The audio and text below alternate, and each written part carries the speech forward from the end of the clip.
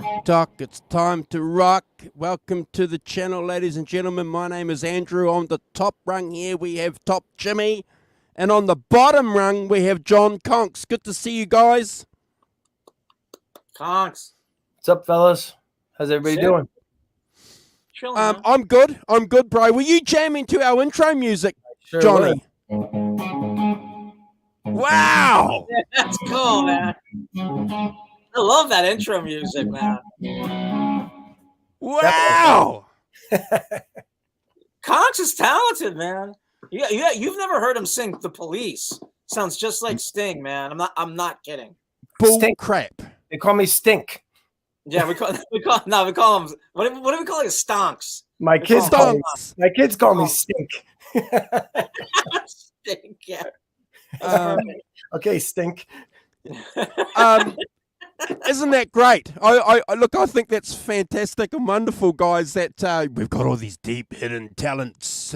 Jimmy, you're pretty good, though. You're a good guitar player, bro. Let me tell you something about Conks, right? He sends me these demos that he's done, I don't know, like years ago. And some of these songs, I mean, honestly, are fantastic. Some of these songs are like fantastic. He's got to finish them. I mean, who knows, man? Maybe like if he sent them to like a, studio or like a, some kind of like, album or whatever, like some kind of, I don't know, maybe to like Atlantic Records or whatever, he would have gotten signed a couple of years back, man. These are good, man. 30 years ago. Yeah. These are good though, man. They're good. Seriously, they're really good songs. They're really good.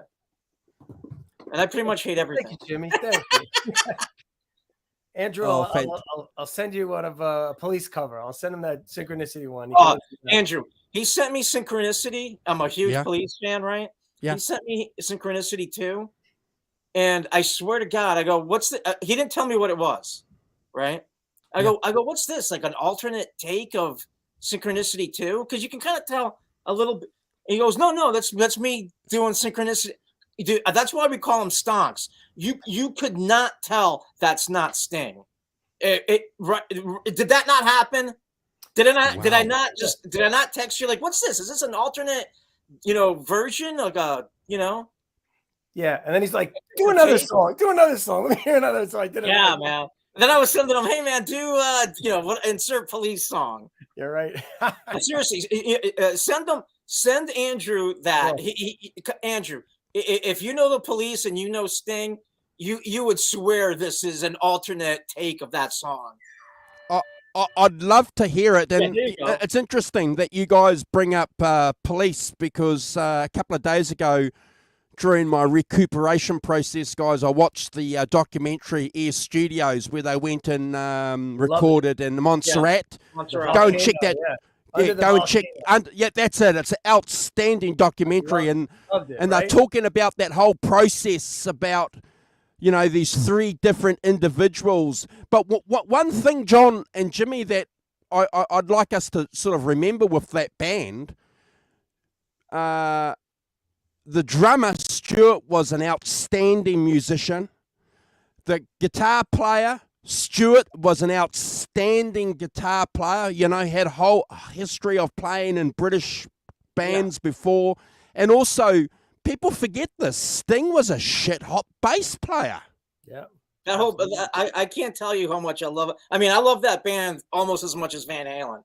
I agree with you. That's like 1 and 1A, I call it. I go, Van Halen is 1 and they're 1A, or the other way around. I love I agree with you. It's like, certain bands, all the great bands, it's almost like the atoms the atoms smashed together at the right moment, and it's just like magical things happen. The great bands, and they're definitely like that because it's like they're unique. Nobody sounded like them.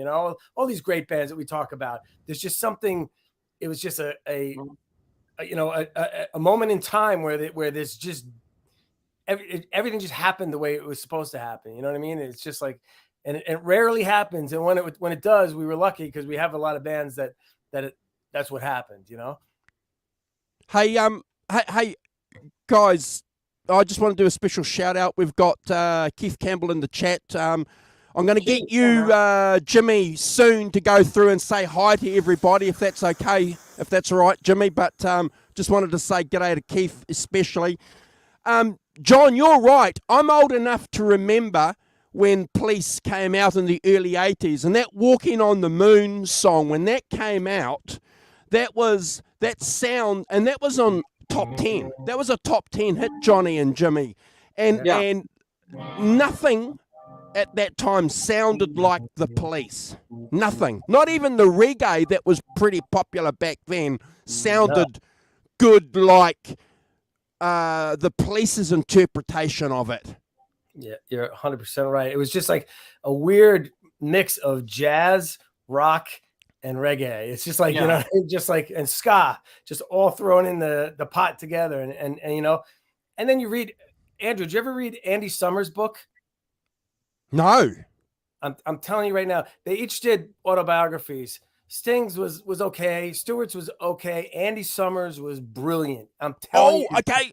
It's called One Train Later, because if he had taken One Train Later, he would never have met Stuart Copeland, and none of this would have happened. That's the name of the book, but it's just an incredible book about him, because he's about 10 years older than the other guys in the Police. Yes, I knew. Yeah. Do you ever hear the recordings of him jamming with Jimi Hendrix? Yes. Yeah. So I mean, he played jams with Hendrix and stuff like that. Eric Clapton's his Les Paul. Yes. When it was stolen, he bought Andy Summers Les Paul when Cream for the first Cream album, I think it was.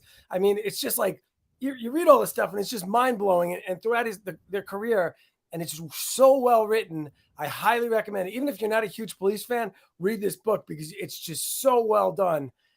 They were going to make it into a movie, but they made it into they took it and did like kind of an adaptation documentary out of it.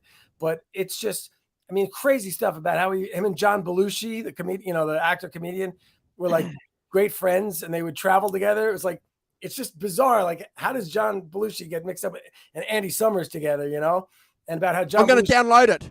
Yeah, I'm going to download it. Thank you, bro. You're going to come back to me and you're going to be, John, that was one of the most brilliant. I'm going to read that too. I didn't know about music autobiography. Everybody I tell that and they read it, they always come back to me like, that was such a great book, man. That would be a great movie. I mean, it was so good. And, everybody would think Sting maybe or Stuart Copeland because they're the more outgoing kind of ones. This book is by far the best of the three, by far. It's so good. Highly recommend. One Train Later. Anybody out there, read it and come back and tell us. You will love it. It's so good.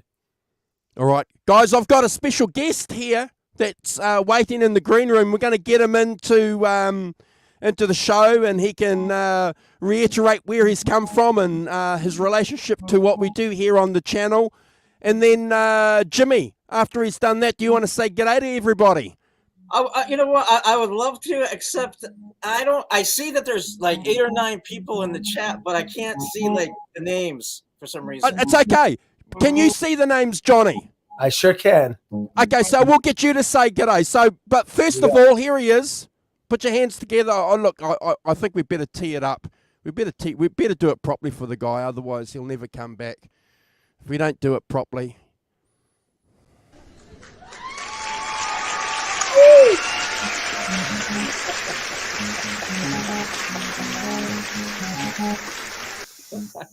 All right. Yo. There we go. The production values are going up. We've been playing themes when the guests come on now, right? Your check's coming, John. Your 2-cent check is coming in the mail, brother. Except you're tuned to pitch, and I'm a half step down, I think, Tanner. I can tell. Yeah, I'm up to E. 1984 there, right? Yep. Good to see you. Good to see you, Tanner. Thanks for jumping on and hanging out with us. Obviously, folks, we do have a bit of an agenda here on the show, believe it or not. We're obviously going to hang out and have a bit of fun for a couple of hours. We're going to talk about the Starfleet project, our thoughts around this package that came out a couple of weeks ago. We're going to talk about some guitars and gear, which is always a great thing. We're going to talk about Kempers. We're going to talk about videos, and we're going to talk about Tanner's special project that Tanner's doing at home, Johnny. That looks like it's going to be an interesting ongoing thing for us to do on the channel. Absolutely. Tanner, you'll give us an update on how everything's going. We'll talk about that later in the show. But right now, we're going to go and say hello to everybody in the chat. We got Holly Lewis. Holly. Bent Tom. Hey, Tom. Hey, Holly. We have Tim Thomas. We have, let me see who else we got in here. John ZD351, or Zed, as you guys say. What's up, John? We have Keith Campbell. Keith, we were talking about you a little while ago, buddy. How you doing? Let's see. And that's it right now. That's it right now. If you want to say hi, if you want John to say hi, guys, when you join us, drop a message in the chat. If you've got any questions for any of the co-hosts here during the course of the show, ask them and I'll throw them up. And if you have any opinions about what we say, you can share those too. This is a safe place to share opinions and thoughts, isn't it, Jimmy? Because Absolutely. We're just fans. We're just brothers hanging out, aren't we? And sisters. Yeah. Very true. Very true. Yes. We kind of tolerate Conks, but we kind of just tolerate him. But we got Andy in the chat too. Good to see you, Andy. All right, Jimmy. So you're up here on the top rung with me. So share with us your thoughts and opinions on the Starfleet project. Kick it off, bro. Yeah, Starfleet. You know, like, we were talking in the green room, Andrew, and like, when it first came out, I didn't have it. I didn't have it in the 80s. I knew about it. I saw those. You can see those pictures of Eddie, with Brian May, and like he's got like that weird neck. What's it? It's like Dan Electro looking. Well, I don't know if is it Dan Electro or something. It's like a revert. Yeah, I think it was. And that was like the first time I saw. Yeah, that was the first time I saw a rosewood neck on the Frankenstrat, and I was like, terrible, right? Terrible. I don't know if it works, But so anyway, I knew about it. I'd never heard any music, so when I got it, I was really interested. I gotta tell you, man, those are some great tunes. I think what was it, like 3 or 4 songs? Really, 3, yeah. But they're like I mean, they're like I could see myself listening to them again and again. Like like a lot of new stuff I'm not crazy about. Like some new album comes out by like I don't know whoever. You listen to it, okay. Say Metallica or whatever, right? You're like, oh yeah, cool. But I'd rather listen to like And Justice for All or something instead of something new, right? But this I really liked. I mean, you can. You can tell Eddie right away, in any of those songs. You can tell Brian Eddie too, which is great because you could tell the difference between both of them. They're so different and unique. Yeah. And I'll tell you, who's the drummer? Alan something. Alan. Yes, sir. I still am a huge Aereo Speedwagon fan, man. So I was happy to see that dude in there years, back, in the 80s and stuff, But it's some. Hold on. Let me bust out. Let me check out I had some notes here. Okay, like that song "Let Me Out," right? It's bluesy, but it's kind of not. It's just I dig. I dig the whole. First of all, I dig the whole sentiment of it. Of like letting loose. And Ed. There's like this, I don't know, possible sentiment out there that Ed can't play the blues. I mean, this is Ed playing the blues and jamming and crushing it, and it's Van Halen-y blues in a sense. I mean, that's who Ed is. Ed's, and then like Alan. I mean, Andrew said earlier. He's got, he was playing like Crossroads note for note, and he loved, all those. Kind of like the second generation blues players, not not going back to like, some of the main guys, like, but, like, the Claptons and the Pages and stuff in that sense. But yeah, I mean, all in all, I mean, I really like this album and all the different takes. I mean, I don't want to steal Johnny's thunder, but and he can maybe talk about this, but there's just one take where Ed's playing Top of the World, and I mean, Johnny pointed out to me, take one of like forget what song it is. He's in the very beginning, there's Top of the World, but also the ending lick to Jump, whatever you want to call it. Yeah. But little synopsis. I really dig this album, man. There's great stuff, great stuff on it, and for like Brian to like release everything, so great. And I think he said something about like he got like Alex's not that he needed it, but he got like Alex's kind of like sign off on it. But just I don't know why people. I mean, look, I love Alex and stuff, but like if people have this stuff, I mean, he doesn't need to go to Alex to like give the okay. You know what I mean? Just release this stuff, man. Just release it. I've got some other points about releasing stuff later on in the show that we can talk about, but I think Jimmy, to be fair, in this day and age of sensitivity and getting permissions and all that kind of stuff, as opposed to the contractual kind of carry on that we had maybe a generation ago where you were covering your ass from that perspective. Now you don't want to hurt people's feelings, so it's important now that you go on record and say, look, we've got permission to use Tanner here today on the show. You know what I mean? Because, but that, that's a whole complete different conversation. And the only reason why I say that is because on the 24 Nights thing that came out 3 or 4 weeks ago, they've got, and special thanks to Robert Cray, as opposed to everybody else, because Robert Cray and Eric Clapton fell out over that global epidemic thing. So, that's right. Oh, they fell off over the whole COVID thing. Yeah, they fell out. Oh. So Eric doesn't. I mean, Robert doesn't talk to Eric anymore. Oh, it's a shame. Okay, I got you. Anyway, so I think loved it.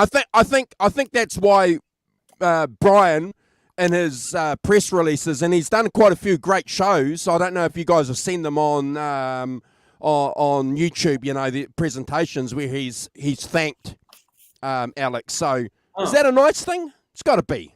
Of course, yeah. I just mean start releasing stuff. Oh yeah. Oh yeah. Oh yeah. Yeah. Well, that's right. Yeah. Hold on. I think we've got a hashtag here somewhere. Oh yeah. I remember seeing that. There you go. Yeah. Hashtag release everything. And that's thanks to Keith Campbell. Keith Campbell came up with that one. Hashtag release. The only thing that throws me off a little about this one is that creepy guy, Andrew Bennett, who don't anybody support him, please. Just don't. He's got a thing called the vault that he was trying to push also. But this is the tape wall that we're talking about here. We're not talking about the creepy Andrew Bennett vault. So just make sure you're aware of that. Mm-hmm. Yeah. Good point. It's really inexpensive too, for the cheap price of $250 on the lowest tier. Yeah, right. I mean, it's ridiculous. Stuff that he has no right to even put out. So, whatever. I don't want to give that guy any oxygen. So we'll move on. Jimmy, you got any other thoughts before we get Johnny's thoughts on the package? No, but just again, I really enjoyed it, man. I haven't enjoyed something that much in a long time. It's really great stuff, and like you get all these different takes, and I haven't really spent too much time with it to know like what's the difference between take 2 and take 7. But it's good stuff, man. It's good stuff. Definitely have it like in rotation, man. It's great. Especially us. We're starving for anything, Van Halen that we haven't heard. Well, there's one point that I want to make in regards to that before I get your view on it, Johnny, if that's okay. A little bit before you joined us in the green room, Jimmy and I were talking about this Staff project, and I remember listening to it, guys, on a cassette tape about, it would have been around 85, after 84 had been dropped, and it was before 5150. with some friends, and I remember we were kind of, wow, this is great. This is fantastic, especially the Blues Breaker jam session, and we got where that was coming from because these guys were doing their homage back to those British Electric Blues guys. We got that. But I remember thinking, okay, this is great, but it wasn't Van Halen, John. You know, it was so fast forward 30 years, 40 years, I'll listen to anything that's got Eddie on it now. Right? Yeah. Very true, yeah.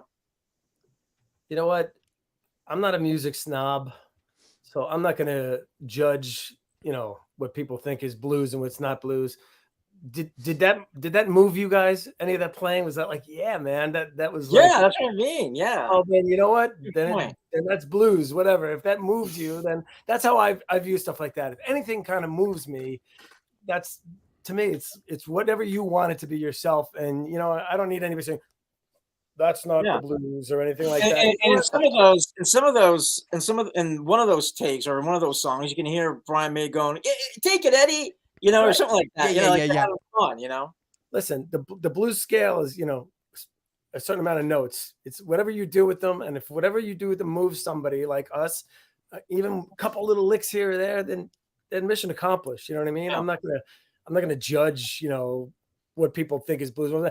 Eddie's a blues based player, but he would always say, "I'm not a blues player because I'm a happy guy." You know what I mean? That's what that's what his answer was, because I think it rubbed him a little wrong when Clapton kind of was very critical of him. And at the time when Eddie's reply to Clapton was, "If I'm a shitty blues player, then you're a shitty teacher," because that's where I learned from you. You know what I mean? Yeah. So, but you know, obviously they must have put it past him, because I've seen a number of photos of Eddie and Clapton together, and you know, that was his one guy he did look up to, Eddie. So, you know, I would hope that they, you know, Clapton's had it out with everybody. Yeah, I'm next. Well, to be fair, guys, and I'm, you know, a bit of a Clapton nut here. I love Clapton too. Yeah, I do too. He said some stupid things over the years, you know, and in his biography and other material that he's published since, he's the first guy to stick his hands up, and say, yeah, I was an arsehole when I was on drugs, and I was an arsehole when I was drinking. Yeah, You're right. You're right. You know what? And to be honest with you, he's lucky in this day and age that he hasn't been really canceled, because you know why? Because he's such a great that they can't cancel Clapton. You know what I mean? It's just like, that's the way I look at it. They tried over this. They tried a couple of years ago. They tried. They tried over the virus thing, but guess what? You know what? He's Eric Clapton. You know, you can't cancel. It's like you can't cancel Keith Richards either, whatever he says. You know what I mean? It's like, it's just the way it is. You can understand them. Yeah, definitely. But anyway. Yeah, I think it's a great package. I've ordered the package not from an overseas supplier, because I've had issues and I'm still waiting for my Clapton package from an overseas supplier. So I'm getting all my stuff now, guys, locally from a local supplier. But the packaging obviously is a great thing, and it's one of the great things that Brian May has been doing over the course of the last 10 years with the re-releases of his own back catalogue, and with the Queen stuff, and adding tracks and the remastering. And we all saw that, haven't we, guys, over the years with Jimmy Page doing the same thing.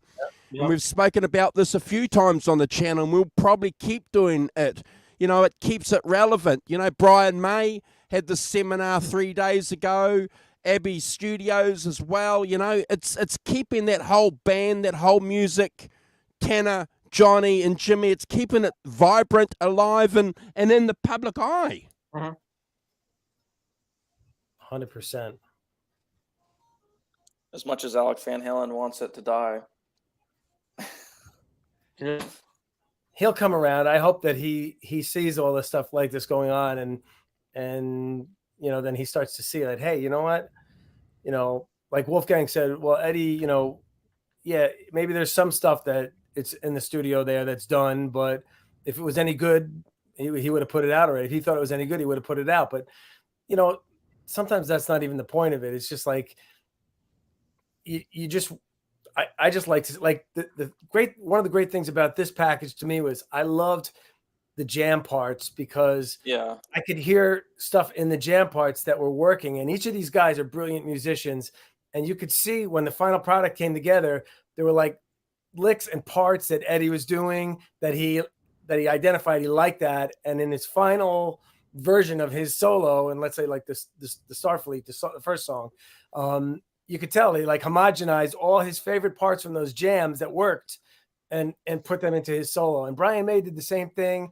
So, and even, Fred Mandel, the piano playing on there, some of the stuff that he was doing there, that you could tell whatever they got a good vibe off of, they remembered those parts and they put that together in their, in the solo. So kind of it's almost like watching the behind the scenes, like an artist sketching something, you know what I mean? And different sketches and how it's getting better and better. And then the final product, what we got to hear. So that's, to me, the value of all those little outtakes and stuff like that. And then just hearing, some of these great musicians just jamming together is great.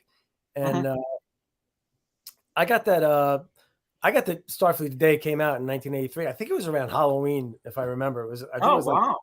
Yeah, I think it finally came out later in the year. I know it was, but the cool thing was that it was done in April, and it was going on right at the same time that they were starting to do 1984. Did you Jump and Drop Dead Legs and what was the third song? I'll Wait. Those are we think the first three. So, and Jump was the first one they completed. So it was right around that same time.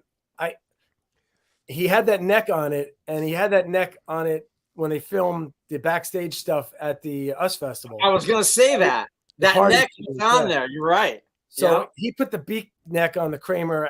I don't know if it was the day of the show. I think, Tanner, you might have something to add to that, but I had thought that maybe Donnie Ward said that the day of the show that he changed that neck off and put the Kramer neck on it there. But it's just, because it was such an important time for Van Halen. They were at a creative peak. Maybe they're, in my mind, their greatest creative peak was that time right there. Because when they were coming off Diver Down, I mean, Fair Warning, we all know it's a brilliant album. It's most of our first or second favorites albums. It didn't sell well. It wasn't as commercial as some of the other ones maybe, but it didn't sell as well. And so, a lot of executives and people probably thought, okay, they peaked and they're, going down now. This album is not selling. But what we know, it wasn't the case because they were red hot in 1982. And when Diver Down came out, I always scoff at people that trash that album. I think Diver Down is brilliant as any of the other albums. And Greg Renoff, as we all know, Greg, he agrees with me on this 100% because I think that in a lot of ways, it's the most true representation of that band. You had like Big Bad Bill, the weird stuff that Dave was into. You had Eddie, some of the most brilliant writing of those original songs, even though we only got 4 original songs, little guitars, Hang 'em High, Secrets. I made that same argument. Bug. I mean, I made that same argument a couple of days ago. I'm like, look, Diver Down, it's got, but look at the original songs that are on there. They're incredible. Yeah, that's all you need. Most albums don't even have 4 brilliant songs like that, and the rest is filler. So I don't even care if the rest is cover songs on there because you got those 4 brilliant songs, and even the covers are good. They did a great job. They were a cover band at one point. That's the thing. It's like that. Exactly. That also fits in the Van Halen image. Is that they were a cover band. So much of their personality is covers. I mean, so it's just like I don't know. I never got the criticism on that because it just was the criticism came from Eddie because he was kind of wrestling control of the band away from Ted and Dave, and a lot of fans, Eddie hates it. Well, I'm gonna hate it, but you know what?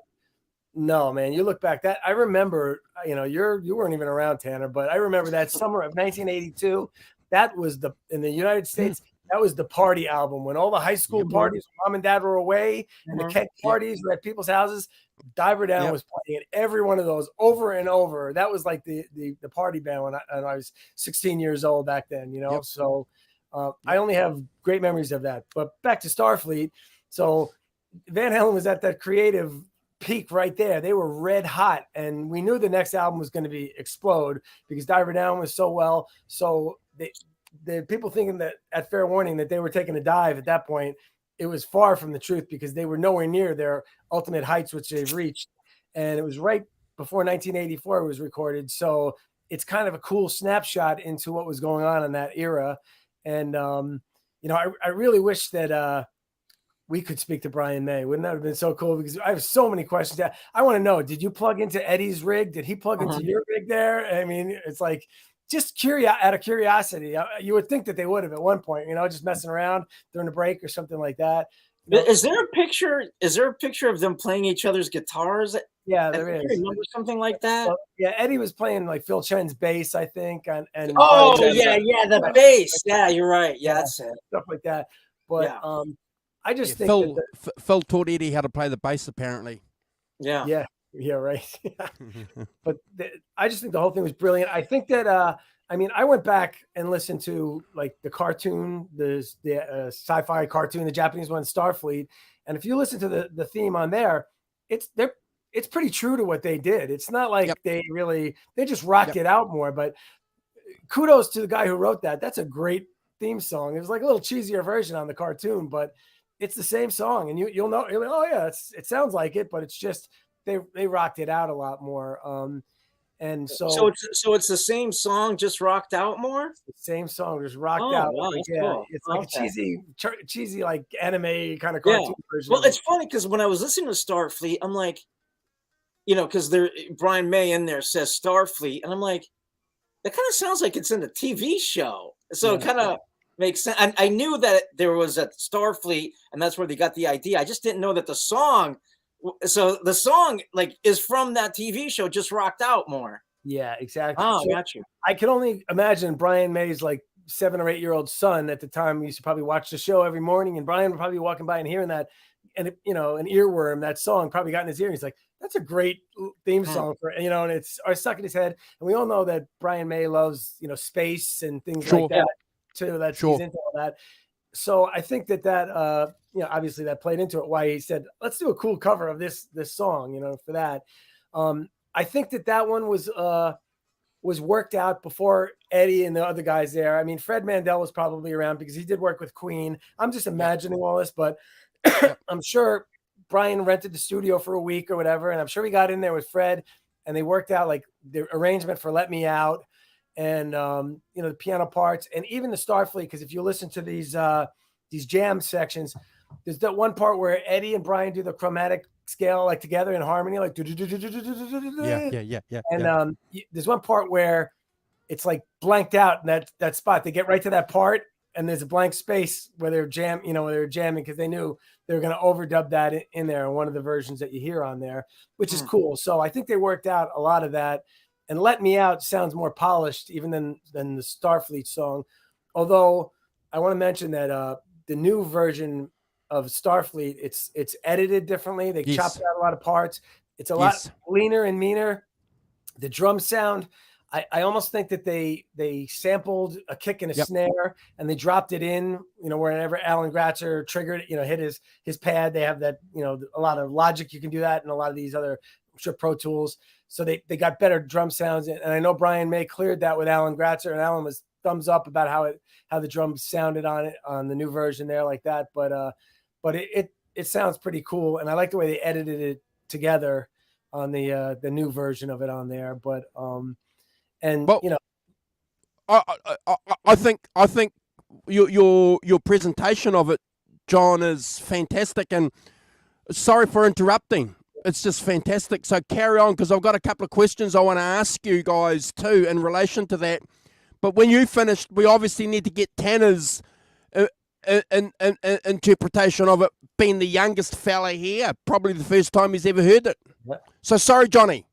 So I'll just finish up here on so "Let Me Out," and then when they did the jam, the Blues Breaker jam on there, that one was the most raw, and you know, and that's the one where Eddie breaks the string on there. You can hear the string breaking, and they keep going on the Frankenstein broke a string, and he keeps playing, you know, so it's cool. And I like it because you know, there's a more produced song, "Let Me Out." There's the theme song, which was semi-produced, but it was still raw. And like I said, if anybody hasn't listened to this yet, listen to all the outtakes, and you'll see these ideas forming in their head for like licks and things they were going to do in their solo parts and stuff like that. And it's really cool how they how it all came together in the end. And then, you know, just the Blues Breaker Jam is a great way to end it. I loved it. I loved Eddie's playing on it when it came out, and I just think it's kind of cool snapshot of where he was at right before 1984, before they completely exploded, you know, at that point. But Tanner, what do you think?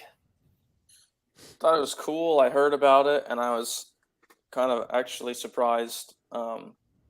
And I was watching all the videos Brian May was putting out and stuff, and I thought it was a really, really cool project. I mean, ultimately, Brian really knows his fan base. He knows Queen fans are gonna want to hear it. He knows Van Halen fans are gonna want to hear it. I think he definitely crafted that into it. And you know, I don't know if it was inspired at all, but like, I think everyone knows how much that the Beatles Get Back documentary kind of was a really cool, like, you know, look into the studio. And obviously we have no video for this, but like, you know, just a little bits before all the songs of talking and jamming and stuff. Like, he knew exactly who it was for. And you've got the remastered the regular tracks, but then you've got all those extra tracks, and he knew it. He said, you know, I'm going to release everything. And yep, I'm so glad he did. It's just like, yep, it's an awesome experience. And I've heard it before. I never really flipped over it because it's a little kind of like anime theme song. Obviously that's what it is, being probably a Japanese show or something like that. So it's a little over the top for me, but I did listen to it, but it is nice to hear it super clear. I've only really heard like the obvious 2004 bootlegs on YouTube and stuff. So, and to have it on Spotify is pretty sweet too, because I'm a Spotify user, and having all those different takes available. And I was listening to it all day, and I just heard that the Top of the World kind of thing on take one or whatever, and I thought that was pretty cool. And I think I have a feeling Brian May knew of it and was like, you know, I gotta add that. I mean, he could have trimmed all that stuff out, and he didn't. And I'm so, and that's my kind of, that's what I get off on. So I take the first 10 seconds and not the rest of the song, truthfully. Tanner, I think you've hit the nail on the head there as far as Brian May, your comment about Brian May delivering everything and giving him the respect as a musician, as a producer, as a songwriter, as a band member, Johnny and Jim, you know, to do all that, you know. And again, you know, I'm going to blow the trumpet. I'm going to keep saying it, you know. Neil Young's just come out and dropped this morning, you know, some more stuff on the Neil Young archive, you know. Have you guys checked out the Neil Young archives? So it's just, yeah, you know, these guys are just releasing all this stuff, and it's, yeah. And people are complaining, oh my gosh, I haven't listened to the last 50 songs you've released. Mm-hmm. We need that problem. Yeah, right. Yeah. Well, John said it best. To kind of wrap up, like 83 was really like Ed's kind of creative peak, in my opinion, because like so many songs were written in that period, and from almost every album after that, you know, obviously 84 into 5150, a lot of that stuff was written way before 5150 was recorded and released.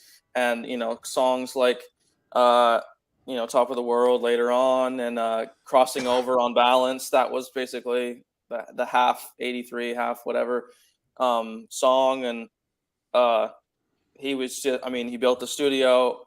We should probably talk about the 84 documentary and the crap surrounding that.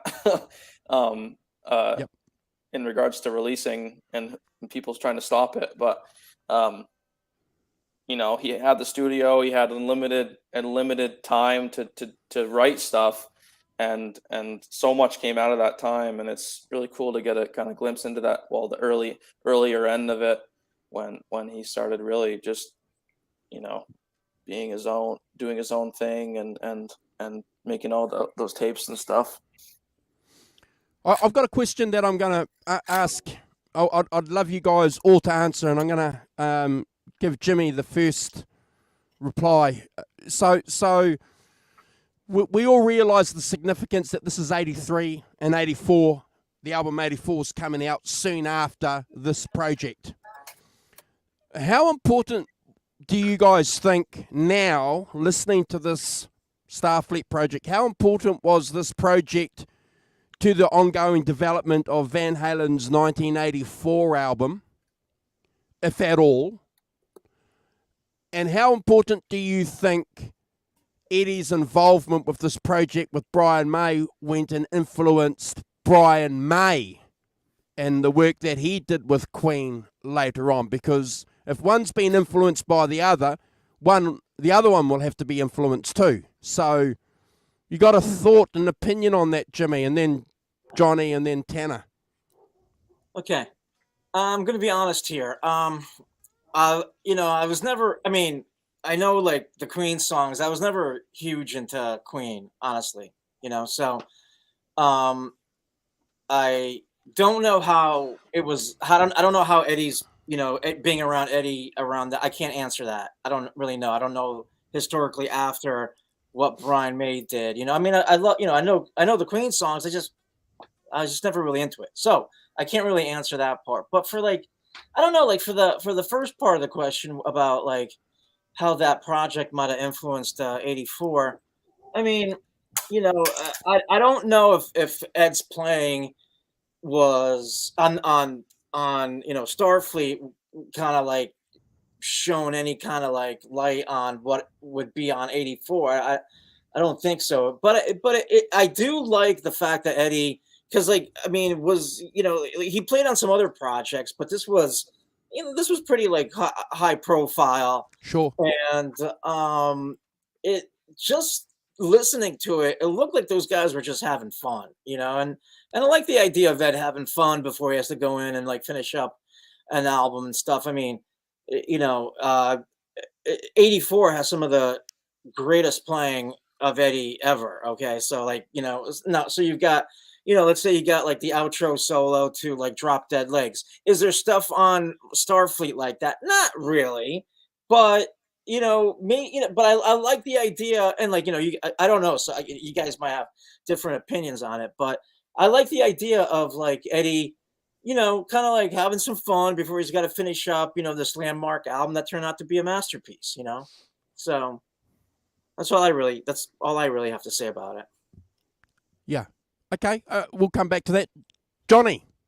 Yeah, I agree 100% with Jimmy. I think it was just a chance for Eddie to take a couple days and blow off a little steam, because they had all the hype for the US Festival, which was 3 weeks away, pretty much after this was recorded, 3, maybe 4 weeks at the most away.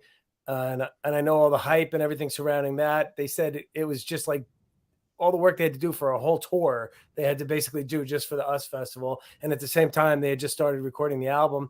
And as we know, they kind of started those 3 songs in April, and they basically didn't do anything for May. And then really not much until the end of the summer, really. I think it was I think we were saying August or something like that, right? That they were. Yeah, there's all those 2 kind of work order pictures that I think Ted Templeman typed up or whatever. And it was literally August, September, and the album was completely unfinished. There was, there's those couple tracks we've listed, but there were still a lot of sort of the working title tracks that whatever Eddie and Alex came up with before the lyrics were on, and even I'll Wait didn't have the name yet, and most likely the Michael McDonald involvement or whatever. But it's crazy how long it took them. I mean, that's all in Ted's book, saying that, he said a lot about how he was pushing for them to release. And they were, obviously there's the stories of them hiding the tapes and stuff, driving to the end of the driveway to get away from Ted so they could continue working.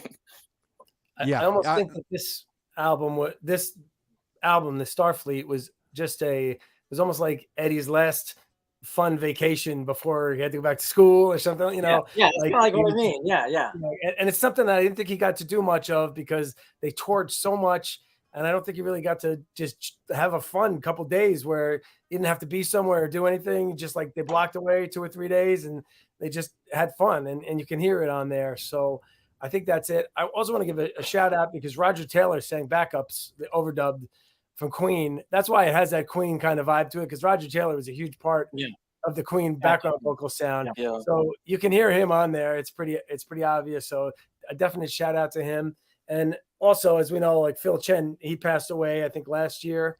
Yeah. And I think he had cancer also. And, and Alan Gratzer, I don't think he plays with REO Speedwagon anymore. I don't know. He's not. Hasn't for decades. Yeah, right. For exactly. decades. And, and Fred Mandel, I think, played with Elton John, and I think did he work with Pink Floyd or something too? When the later version of Pink Floyd, did he tour with them or something like that? But you could just tell. I know with Elton John, he played with Elton John, but he's just a great player too. That piano just sounds amazing on the outtakes and everything, man. That guy could play, So it was just a good bunch that they had on there. So I think Phil Chen might have played with Pink Floyd or something. Did he? I don't know. I'm not sure about, to me, Floyd is those four guys, and then you got like exactly, right. But I think one of the interesting things about this album that and this project that these guys did, and bear with me, guys, I've got to do a special shout out to Andy. Thank you for the channel donation, Andy. We appreciate it. Helps run the channel, the StreamYard's subscription. Really, really appreciate it. We'll accept any donation. We've got Brad Cook in the chat, our brother. Good to see you, Brad. Our brother down under. Yeah. Good to see you, bro. Thank you for hanging out with us. One point I want to make with you guys. 83, these guys are jamming. 84, they go out, and Eddie and his band, and they produce an album called 1984, which becomes a mega seller, popular music album. Brian May goes out and produces and records The Works by Queen, comes out with Radio Gaga, I Want to Break Free, massive radio hits, Jimmy, John, and Tanner. I absolutely love Radio Gaga. So I didn't know it was around that time. Okay, that makes more sense. All right. Yeah. So hugely influential, popular bands that these guitar players were involved in. And I think sometimes we forget that because popular music today, the top 10 today is shit. Mm-hmm. We find it hard to believe that a guitar-based rock band was number one, John, in 1984, 85. Mm-hmm. Yeah, can you believe that? The kids today would never believe that, right? But you know what? Yeah, they were in the zone. So I was saying Eddie was in the zone, and we were always saying that. But Brian May was also in the zone. Queen was very prolific at that time, and you could just hear it. There's just like that song "Let Me Out." Right when they go into the solo and the music kind of changes, it's just later on. If anybody gets a chance, listen to the solo and "Let Me Out" and the backing chords behind it and everything like that. It's so melodic, and it's just like, man, these guys could write incredible sounding music. Yeah. I'm very glad that Brian actually stayed with this and went and did this as a great thing for all of us fans. And we can only hope that people like Alex Van Halen do see this and say, hey, you know what? Let's reward the fans. We've treated them poorly pretty much for years now, since the late 90s. That was the last time they were actually, friendly to fans. It was almost like they held the fans in contempt in the last 20 or more years. So it would be a nice thank you to the people that are still hanging around doing shows like this and keeping things alive. And we're not going to change that record, are we, Johnny? No. We're not going to change that record on the channel. And just bear in mind again, folks, we're just fans sharing our opinions. If you disagree, if you think that the vault should be closed, it needs to be closed. If you want to make a comment on the video and tell us why, that's fine, because we'll always be saying open the vaults. Yeah. This might be a good segue to, because I was going to bring this up too, but Tanner did already, to maybe talk about this. What's his name? Alan Berry? Is his name? I think so. Yeah. The 84 doc that was kind of banned, but now it's not banned. Yeah. Talk about it, bro. Yeah, go for it. What do you got? Well, I mean, I don't know like the politics behind it or why this thing was banned, but like as Van Halen fan, I was I don't know, like a month ago, a month ago, I was commiserating at Conks about this. Yeah. It's like, we can't have nice things. I don't, I don't know. Did somebody rat the dude out? I don't, I'm not sure. All right. But when I found out that those things were pulled, I was kind of, pissed off or whatever, because like, here's this guy. He's not making any money off of it. It's not like an Andrew Bennett situation. He's not making any money off of it, right? And it's pretty well done, right? It's just a fan thing that's pretty well done. And if you saw his Steve Vai one, it's fantastic. I think he's got one on, I don't know, Black Sabbath, I think too. Yeah, Black Sabbath or something, right? And okay, so then it got pulled, and then he posted about how like now it's in Alex's hands. I was like, once I heard that, I was like, oh, no, we're never gonna see this. I can't imagine Alex waking up and like I don't know what people expect. Like, is Alex gonna wake up and like his secretary is gonna hand him his itinerary? Like, you need to look at this Alan Berry and okay it. Now, fast forward, thank God, somehow it got into Dave's hands and David Lee Roth's hands, and thank God he with some tweaks or whatever, it was allowed to be put back on and continue. Thank God. I mean, I could see Dave doing. I just cannot see Alex, being motivated to do anything, really. Yeah, I think so. So what we need to make clear here for folks, if they're not aware of this, when you've got a YouTube channel, so there's a couple of things that happen if you're a monetized channel and you release a video that has copyrighted music. Jimmy, what can happen? I know you guys know this, so you can still keep the video up on your channel, and that's going to attract views to your channel and hopefully subscriptions and people watching your other videos. But any money that people want to pay to advertise on that video that you've got on your channel, that's 7 cents, $70, $7,000, whatever, won't go to you. It goes to the record company that owns the music. So, that's what we do here on our channel. We've got some Clapton clips, Johnny and John on the channel that we have to get views, to have a conversation around in the comments. But any money goes directly to the recording studio. So, well, to the record company. So you're right. This guy's not going to make any money on those videos.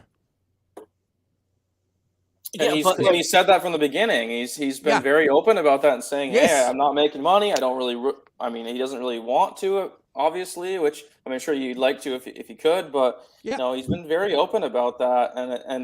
And he knew. I think he knew even before, like as he was posting it. He's like, and I was looking at forums and stuff, because the VH Link forums and stuff like that, because he's been posting on that. Just like kind of pray for me, because I think all of my work is going to nothing. And it kind of did until Dave jumped on, thank God.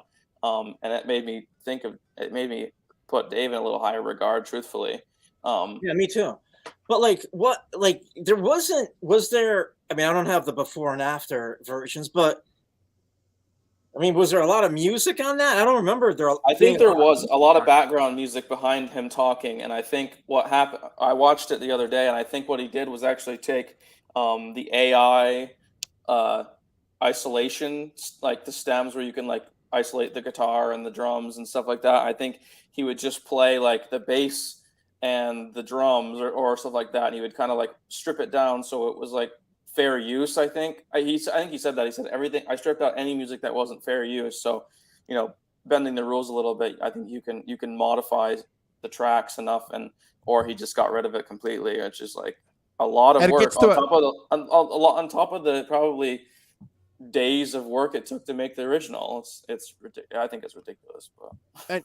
And what's also happening too, Tanner, is the recording companies now, they've got these whiz kids, these social media whiz kids out there now. So they're making YouTube take videos down because of photographs and pics as well, because they can prove that that's related back to the recording company or to the album cover or whatever. So they can use that to muscle any kind of position they want.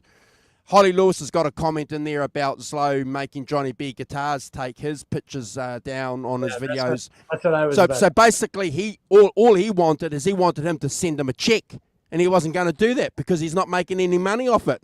So if you send it, if you're going to send Zlo a $50,000 check or a $10,000 check, he would have allowed him.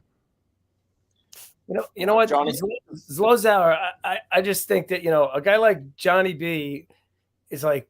That's the worst possible thing, because Johnny was doing just like cool research on the Frankenstein guitar, figuring out stuff that we never knew about that guitar, and he was only using those photos just to prove his points and things like that. He wasn't trying to commercialize or make money off those photos. And a poor guy like Johnny, who does a lot of good, cool stuff for the fans out here, is being screwed in this whole thing because Zlozauer pulling his photos from. I'm going to interrupt you. I'm going to interrupt you, John. I'm going to interrupt you. I'm going to break the news to you guys now. I have to do it. So the three of us are going to be doing a show with Johnny Bean in 2 weeks' time, halfway through August. We've been communicating. He's going to come on here and he's going to tell us. He's going to break it. Yeah. He's going to tell us the whole story here on this channel, bro. Awesome. Great. I'm looking forward to that, because I just think he got a real bad shake in all this, and a lot of it I think is fallout from that documentary that he got kind of pulled in there with Zlozauer. And my argument to Neil Zlozauer is like, listen, man, your work and the bulk of your work is 80s artists and things like that. That's and all you're doing is squashing it and killing it now. Why don't you just come and say, hey, John, I'll let you use my photos in your thing, but can you give me a credit in there and put my website in there and say, hey, you want to, and if anybody, and we'll mention during the show, hey, you guys want a cool print of this shot of Eddie here? Go to Zloz's, whatever his name is, his website. And, you can get prints of all these amazing photos that he took over the years. But he's basically cutting off his nose to spite his face, as the saying goes. And, it's a no-win, because, the fans get screwed. He becomes irrelevant. His photos become irrelevant. Eddie becomes irrelevant, and it just dies away. Because guess what? There's 18, 20 to 25-year-olds who don't know who Eddie Van Halen was and could care less right now. So it's just people like us and people that are watching, everybody here, that is keeping this alive. And, that's why Tanner's cool, because Tanner's a young guy, but you're an exception to the rule. You know what I mean? Most kids your age are listening to, like, the Jonas Brothers or something like that, so whatever. But I just think that Zlozauer really should reevaluate that, because he's ultimately hurting himself in the long run too, I think. So, but whatever. What do I know? Well, here's the thing. I agree with Conks on this whole Zloz thing, but just playing devil's advocate, right? What's the difference? Why is Steve Vai cool with this? Steve Vai loved it. Why is he cool with it? Or not even Steve Vai. Why is Steve Vai's record company cool with it? Putting it up on their video, putting it up on their channel. Huh? Yeah. Making links to it. That's what he did. Like, that's how I found out about it, because Vai kind of backed it, and I don't know. I just mean that we can't. It's like we can't have nice things being Van Halen fans. Here's a guy who's going out of his way doing this, and I can't wait for this next part. Jimmy,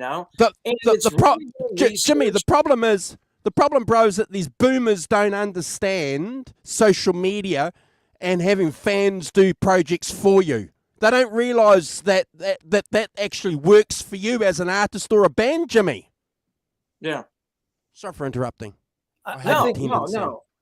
Jimmy, I think that one of the reasons for this too is because I think the Van Halen camp is very protective of Ed because of people like Andrew Bennett, who are exploiting him and in a way that they don't want him to be seen or exploited or remembered. And they don't want people making a buck off of his memory for things like that. So I think that they don't trust anybody. And, I'm sure if they watch this documentary, they probably would say, oh, it really isn't that bad or whatever like that. But I think their immediate answer for everything is no. Yeah. Because if they don't have any kind of control over That's Eddie's, how I see Alex. Yeah. It's no, it's always going to be no. And I'm surprised that Dave actually jumped in on this because I love that, man. I was under the impression that the next episode coming up was going to have some not nice things to say about Dave, which I'm sure are edited out now of the what we're going to see. And that's fine, man. Make some edits. You know, if Dave's like, I love that. Look, if Dave watched it, he's like, hey man, can you change a couple of things? You know, Bosley bop. Can you change this bitty bop, right? I don't think he saw it. I think that talking to Dave on the phone. I think when Helen Berry got wind that Dave was like supportive of it, I think he probably rushed back in there and said, "Yo, remove that stuff there." You know what I mean? Yeah, but yeah. So I love the fact that Dave okayed it, and I'll tell you what, I just love the fact that Dave saw it. You know, I'm sure, you know, just on that one principle that, you know, somebody in Van Halen actually sees this and knows that we want this stuff. You know, we're interested in the history of this band. Those guys have always looked forward. They've never looked back. I mean, it's always been that history of the band. And like, you know, anyway, you know, I just, you know, it was just frustrating that, you know, like those first two videos came out and suddenly got hacked. So when they come out, I just download them now. Wouldn't it be cool if you got the photo, got the phone call? Hey, it wasn't 6 chicks that went back to the hotel room with me. It was yeah. I need you to edit this part. All right, it wasn't 6.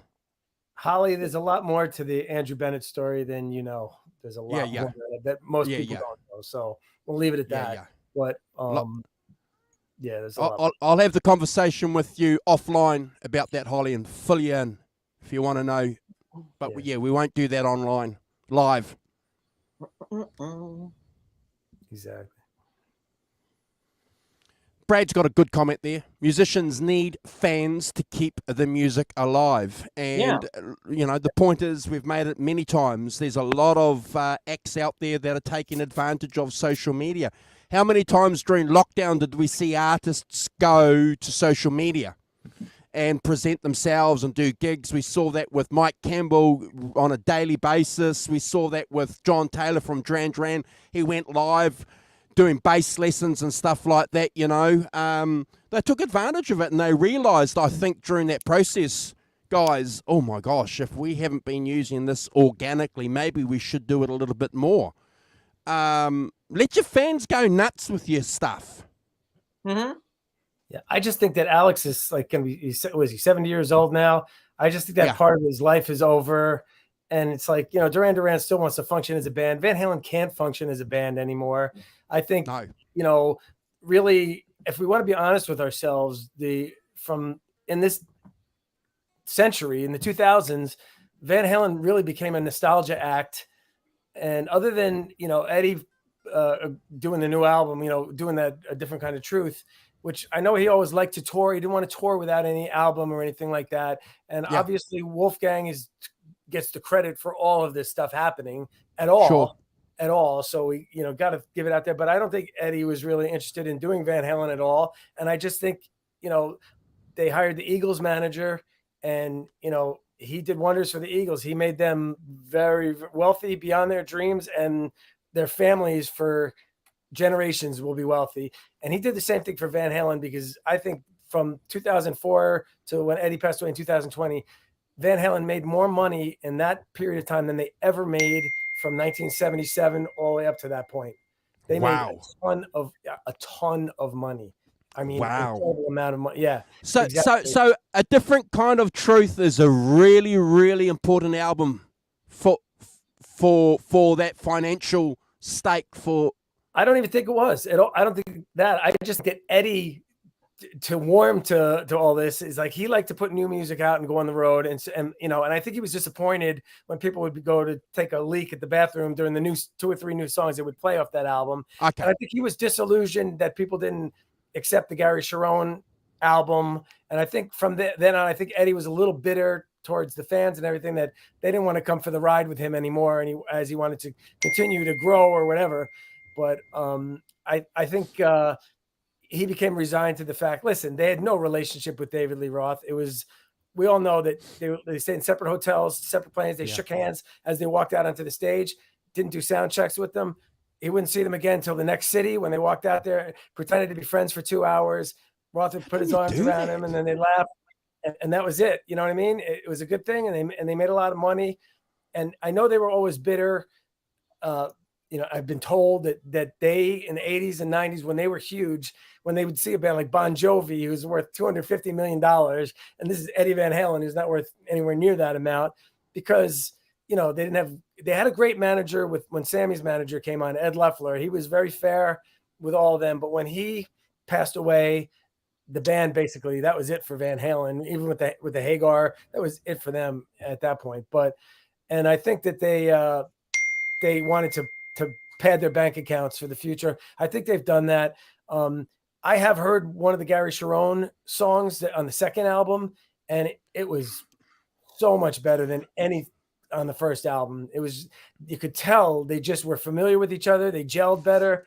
The production was amazing. The sound of it was amazing. It was like acoustic, electric. It had both in there. It was a long song. It wasn't like a poppy, hooky kind of song, but it would have changed a lot of people's minds as to Gary Cherone. So I really hope that sees, and I'm sure Gary Cherone wants to see the light of day at some point too. Sure. We know that Sammy says that when they remaster, his albums, which are going to be coming up now, obviously the live album is out already, but he said that the song that they did for Twister is going to be on, they're going to release that. So he says they have it. It was completed. I guess Bruce Fairbairn probably produced it before, I think it was him that did that one for the Twister. Yeah. So he said, it's a mid-tempo ballady kind of song, but he said that's going to come out too. So there will be some stuff. I just hope that there's more, and a lot of it in the vein that Brian May did this with the outtakes and things like that. Like give us a box set, give the hardcore people like all of us here, give us something to look forward to. You know what I mean?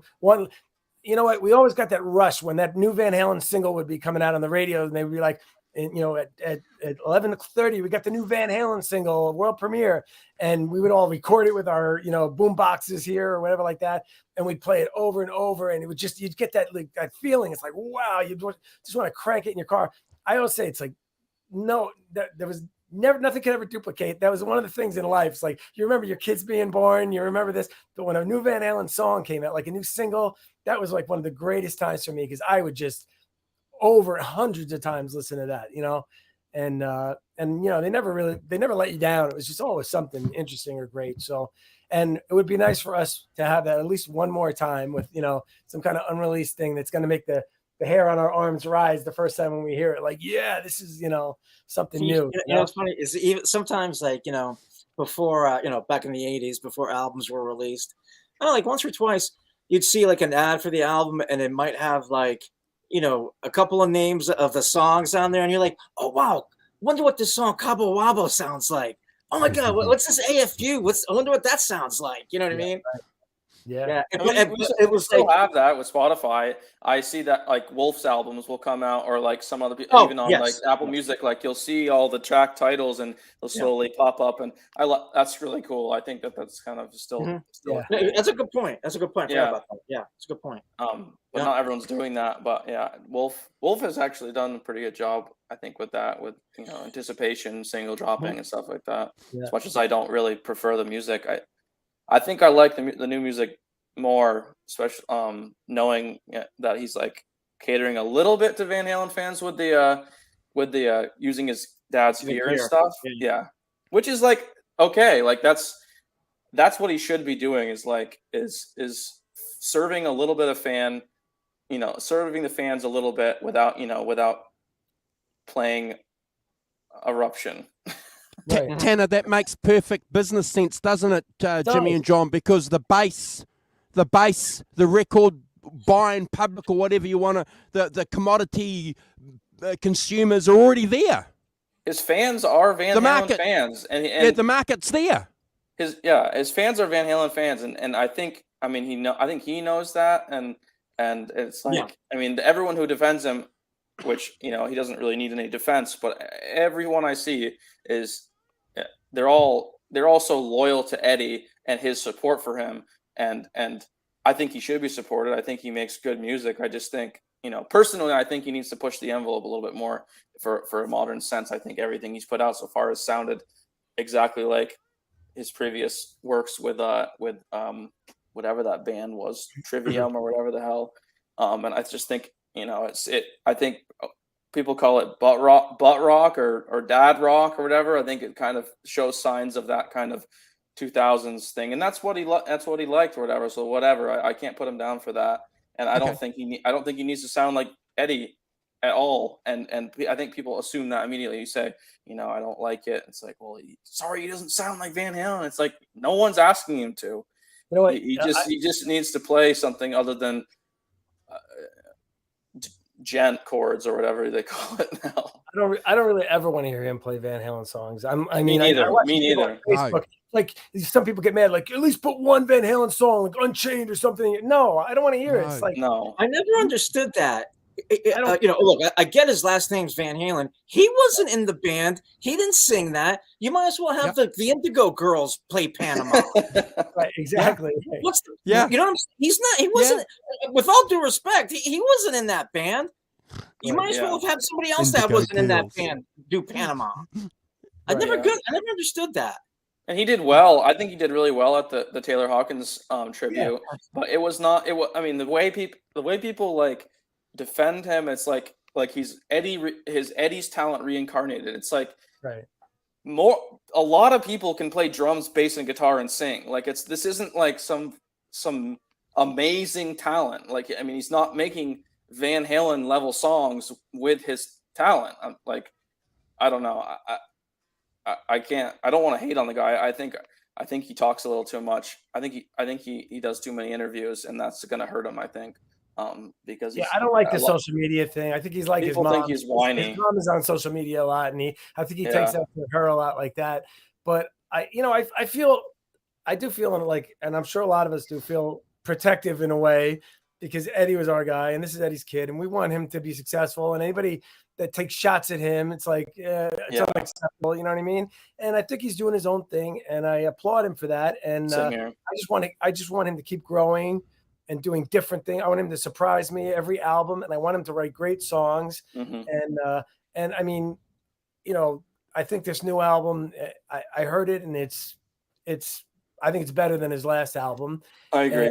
And I like how he mixes it up. And on the last album, he had a couple poppy songs, and I like that. I mean, he's got real heavy stuff. Like you can tell he's influenced by Tool. And even the first single off this album, it was like there's the break in the middle. It was like a very heavy, like a Metallica type of break. But what I'm hoping is going to be the next single is a song called Miles Above Me. And it's like, it's got a hook. It's a poppy kind of song. Kind of like Extreme did the week the album came out.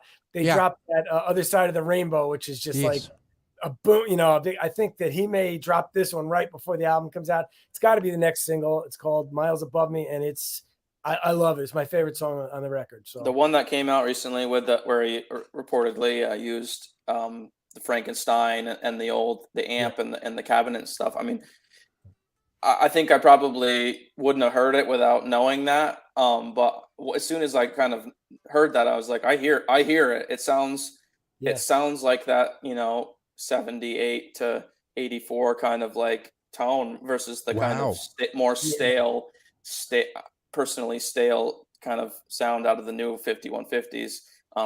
Comparatively, I don't. Yeah, you can hear when he hits certain notes on it, like certain. It's just like you can definitely tell it's different. Yeah.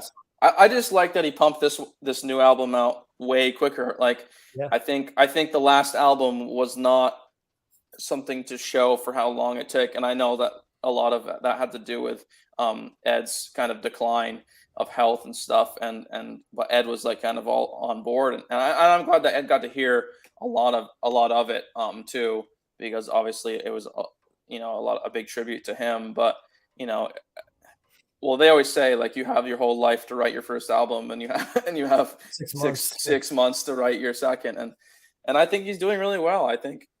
Cheers, Andy. Thanks for the sub. I think people hate on him for the wrong reasons, but also like defend him for the wrong reasons. I think, but I'm eager to hear more. I'm eager to hear the track that's got the baritone in it. That he reportedly Eddie's baritone or whatever, the 6-string bass, and that's going to be cool. That's probably going to sound pretty sweet. Tanner, I'm going to interrupt you. Show me that SG, please. Show me that SG. Oh my lord. Oh, real relicking from me. I bought this Lord. when I was 13. It's the SGJ 120th anniversary, and I've worn it in quite a bit here and here. I think it's just like a red stain finish, and yeah, I love it. I've tried to replace it dozens of times now with better guitars, more expensive guitars, and I always come back to this one.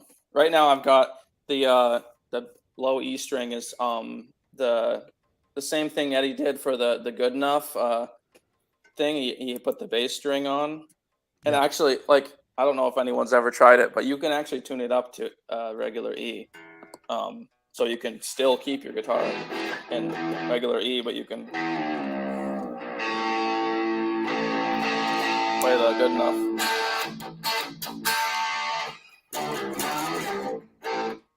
And the what's that? The I Want Some Action off of the 5150. It sounds really cool, but you can go to D, you can go to E, you can do everything. I'm keeping it on here. I think everyone should try it. Good. No, I love an SG. I just saw that top horn there sitting above you, and I thought, SG, SG, John, SG. Yeah, look, it'll be interesting to see what happens. How much material on that second album, though, guys, do you honestly think he already had in the can when you consider, the process of Eddie, because he obviously wasn't going to release anything while his dad was still crook, so do you think any of that material was, left over from the first album, or is it completely new? No, he said it. He said, I have a lot of ideas already left over, right? That I guess he worked out either on the road or, he must have, because he seemed to keep busy. He was always touring and stuff like that. Yeah. Another thing is, I don't know if everybody knows that he's in the Barbie movie, his music. He plays a lot of guitar. I heard that. Mark Ronson. Yeah, there's one spot where he does a tapping that you hear in the movie, and I think he plays on the song with Slash plays the guitar solo in it. I think Wolfgang and Josh Freese, who's the new drummer for Foo Fighters, he used to be Sting's drummer, as we were talking before, and he's played with everybody. He's just a phenomenal drummer. He plays on the song too, and I think it's a song that the actor Ryan Gosling, who plays Ken in the movie, he sings the song. But I heard it today, and I'm like, I don't know where Wolfgang or even Slash, when I heard it, it was kind of weird, but I guess there's bits throughout the movie where he does guitars, and there's a part where he does tapping and stuff like that in the movie. Wolfgang. I'll never see it, so I won't know. Yeah.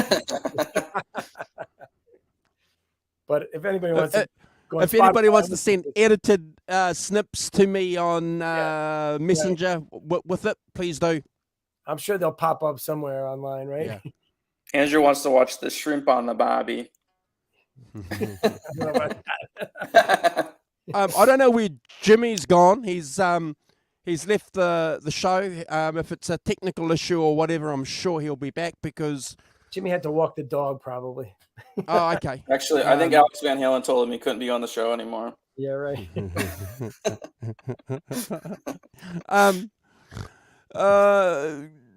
Johnny, so a couple of weeks ago, obviously, EVH Gear released some new iterations of guitars, of a guitar that we're familiar with. Got an opinion on the guitars, and I know that you've got some gear stories that you want to share with us. Yeah, well, so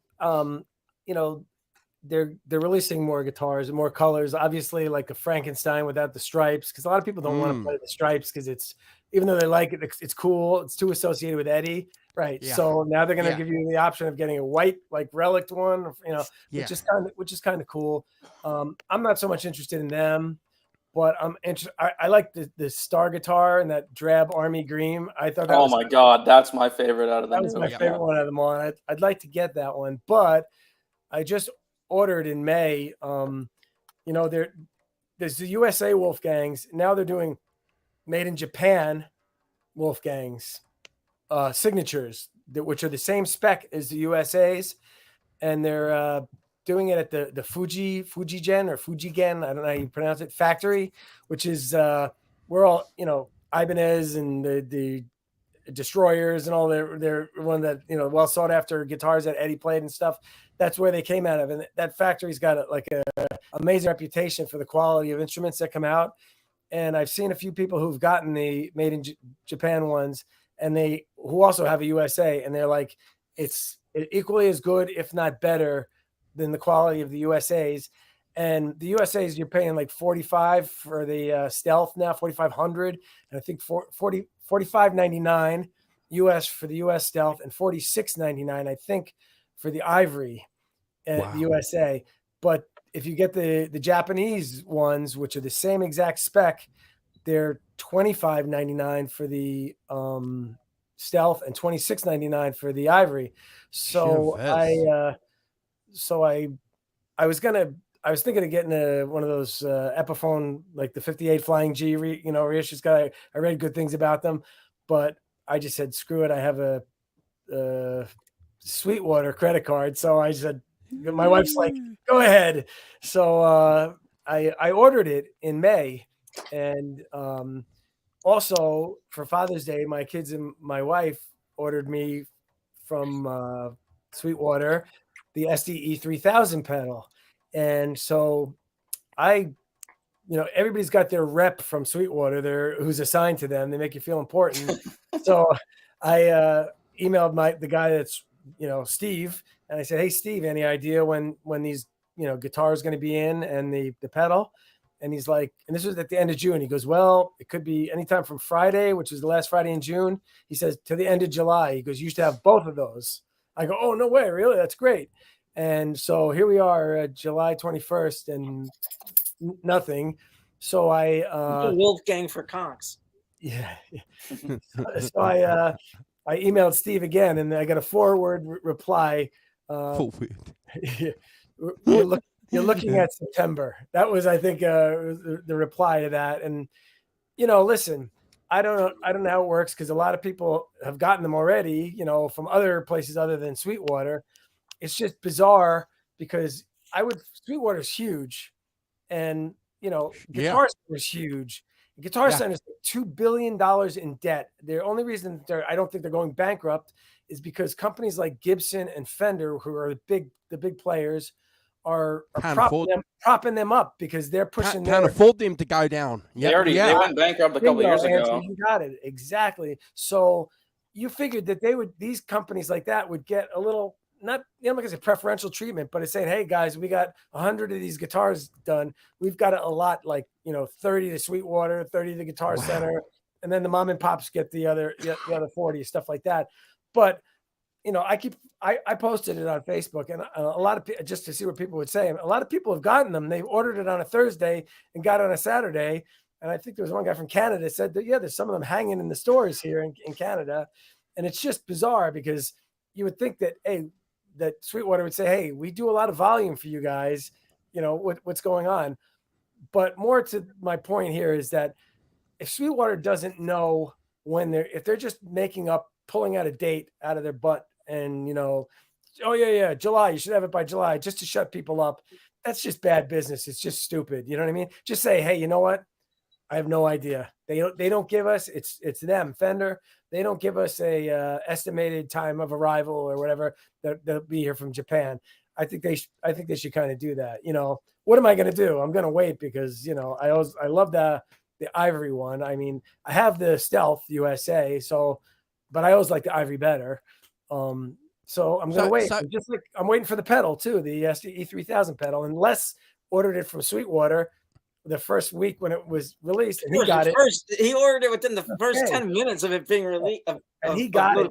So, and that was well over a month ago now. So you figured they would have gotten a few more of them in, but I don't know what the deal is, Do you think, John, they're collecting orders to do bulk order? Are they manufacturing these Wolfgangs to a specific quantity order for Sweetwater?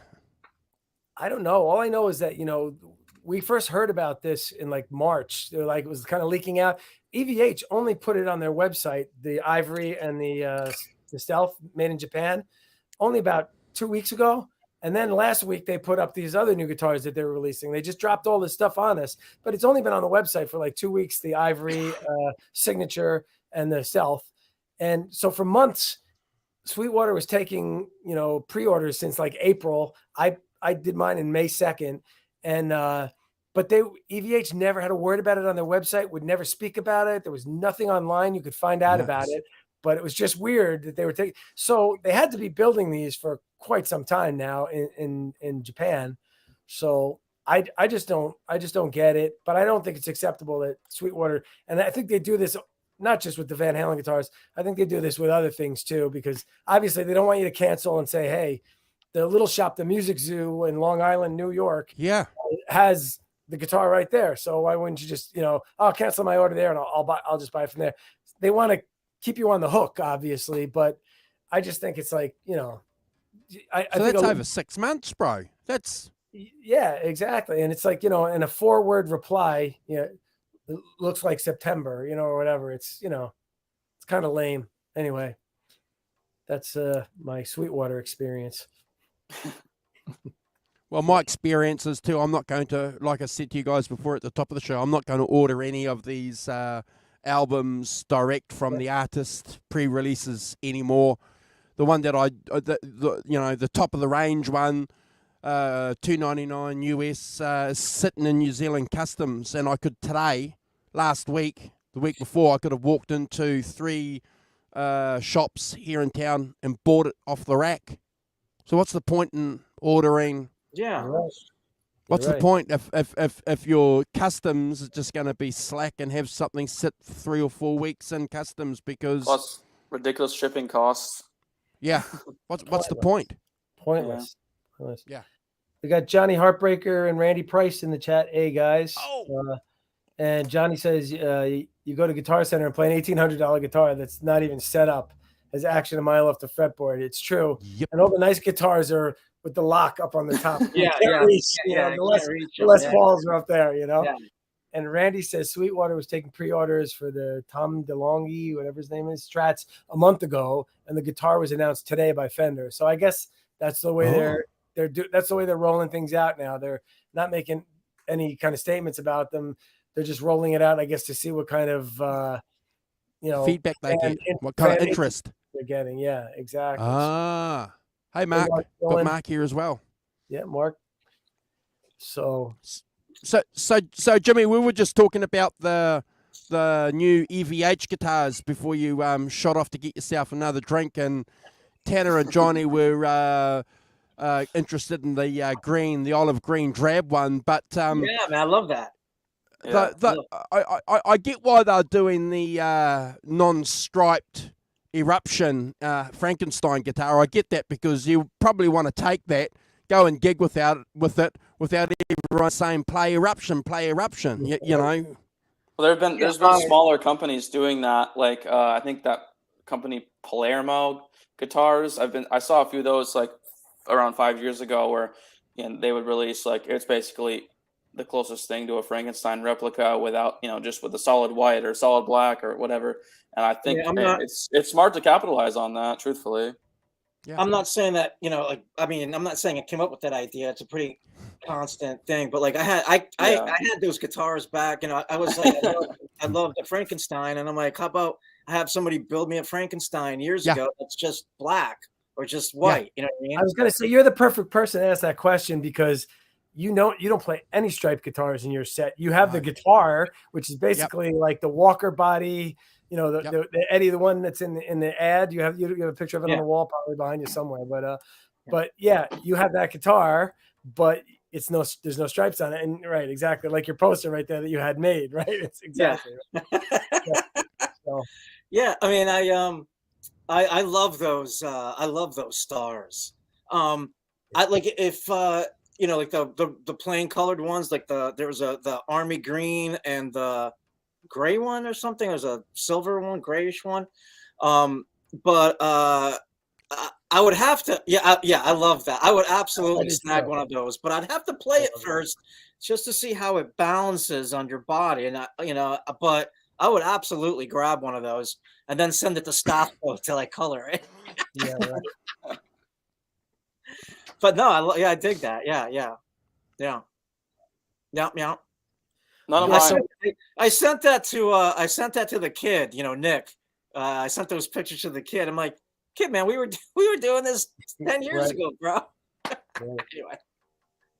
I've done that to mine. I used to have a shark replica, and I eventually sanded it down because I was sick of having the same shark as everyone else. So I made this, which is a shark with the star paint. Oh, that's cool, man. That's cool. That is pretty cool. I just wanted something that no one had, and then I sanded the headstock down, and I painted it red, which was kind of an homage to the destroyer that was on the Women and Children First. So, I also there's a guy, I think his name is Tracy Jenkins. He's on Instagram. He has like a huge guitar collection. I remember he had a star, an EVH branded star, and I saw that he painted his headstock red, and I was like, that looks so cool. For some reason, the white, black, and red, like just the red on the headstock looks so cool to me, and I was like, I gotta do it. So I never wanted. I had a Frankenstein replica that I did when I was 16, and it was pretty close. And now I prefer having the guitars that like people don't associate with Eddie. Like I have I don't know if anyone has seen it, but I have the white Destroyer. I converted an Epiphone into a Ibanez Destroyer, like pre Van Halen 1. Reshaped the headstock from that ugly Epiphone thing and painted it white, and stuff. But like no one would think, people would probably think it was a Scorpions tribute more than an Eddie tribute. So that's what I prefer. I've sanded all my stuff down other than this one, but I barely even play this anymore. But yeah, it's so hard to get away from that thing, and I think they know they know that, and the new releases are an obvious kind of like, we need to like expand our base a little bit. Well, they've pretty much tapped out, all of his guitars that they're gonna, they haven't done, stuff like the Rasta and stuff like that, but which they still may do down the line. But I think what they should do, I talked to Randy Price about this.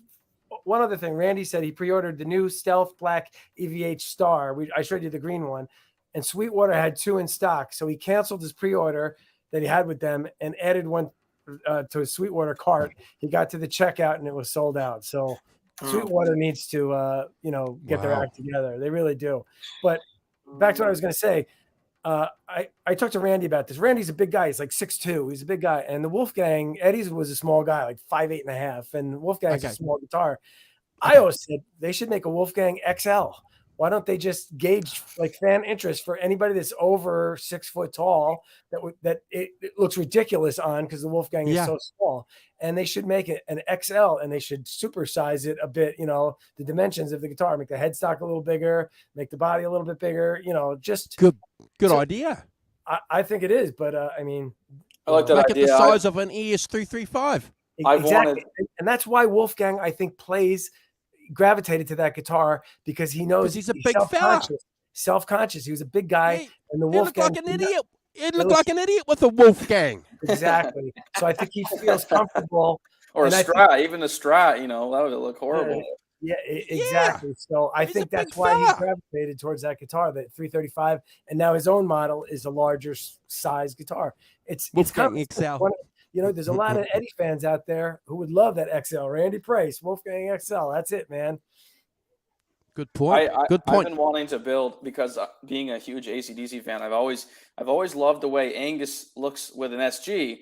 And being a normal sized person, I feel like SGs don't look cool on me. So I've literally like figured out what Angus's height is and mine, and figured out the scaling. That would be perfect. And I made like a little Photoshop mock-up of it, and I was like, Angus is only like 5'4", right? Isn't he 5'4"?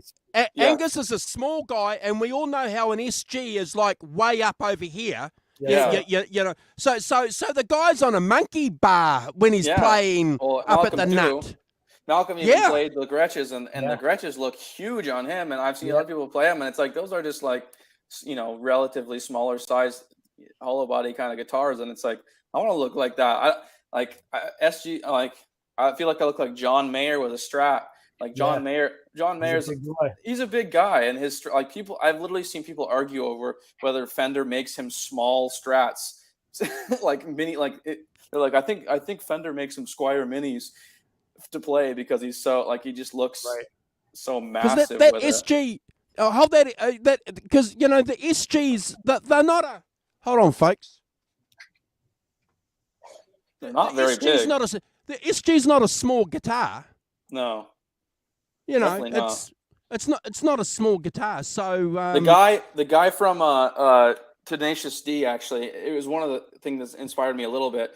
There's a guitar player for Jack Black's Tenacious D band, and he actually did a little. It's a whole video. It's like kind of an army green SG, and he actually had someone build him an SG that was slightly bigger, headstock's bigger, body's bigger, and it's thick. It's like Les Paul thickness because that's one thing. I love my SG, but it's a pain in the butt to play because it's just every time you drop it, the little headstock goes straight to the floor, and it's like, oh, this is great. Love, and I'll show you how I remedied mine. Hold on. When Jim DeCola designed the Wolfgang, the neck sits deep into the body too, which makes it, if you stand the Wolfgang up next to like a Kramer, like a 5150, the headstock on the 5150 towers over that on the Wolfgang. It's so much smaller because the neck is set into the body. So if you're 6'2" like Randy, on top of the body being small, the neck is set deeper into the body than let's say that SG where see where the neck is set? The horns are right there. I mean, the Wolfgang even looks smaller than that. The SG does look like a bigger guitar compared to the Wolfgang. Yeah. So can you guys see that? That's the block of the Floyd Rose that I've drilled the hole through, and that gives the bottom weight without it nosediving. Wow, works well. I've fallen in love with Explorers, so they're so balanced. Explorers, Stars, Explorers. I've tried to play it all that I can just to figure out, but I love that.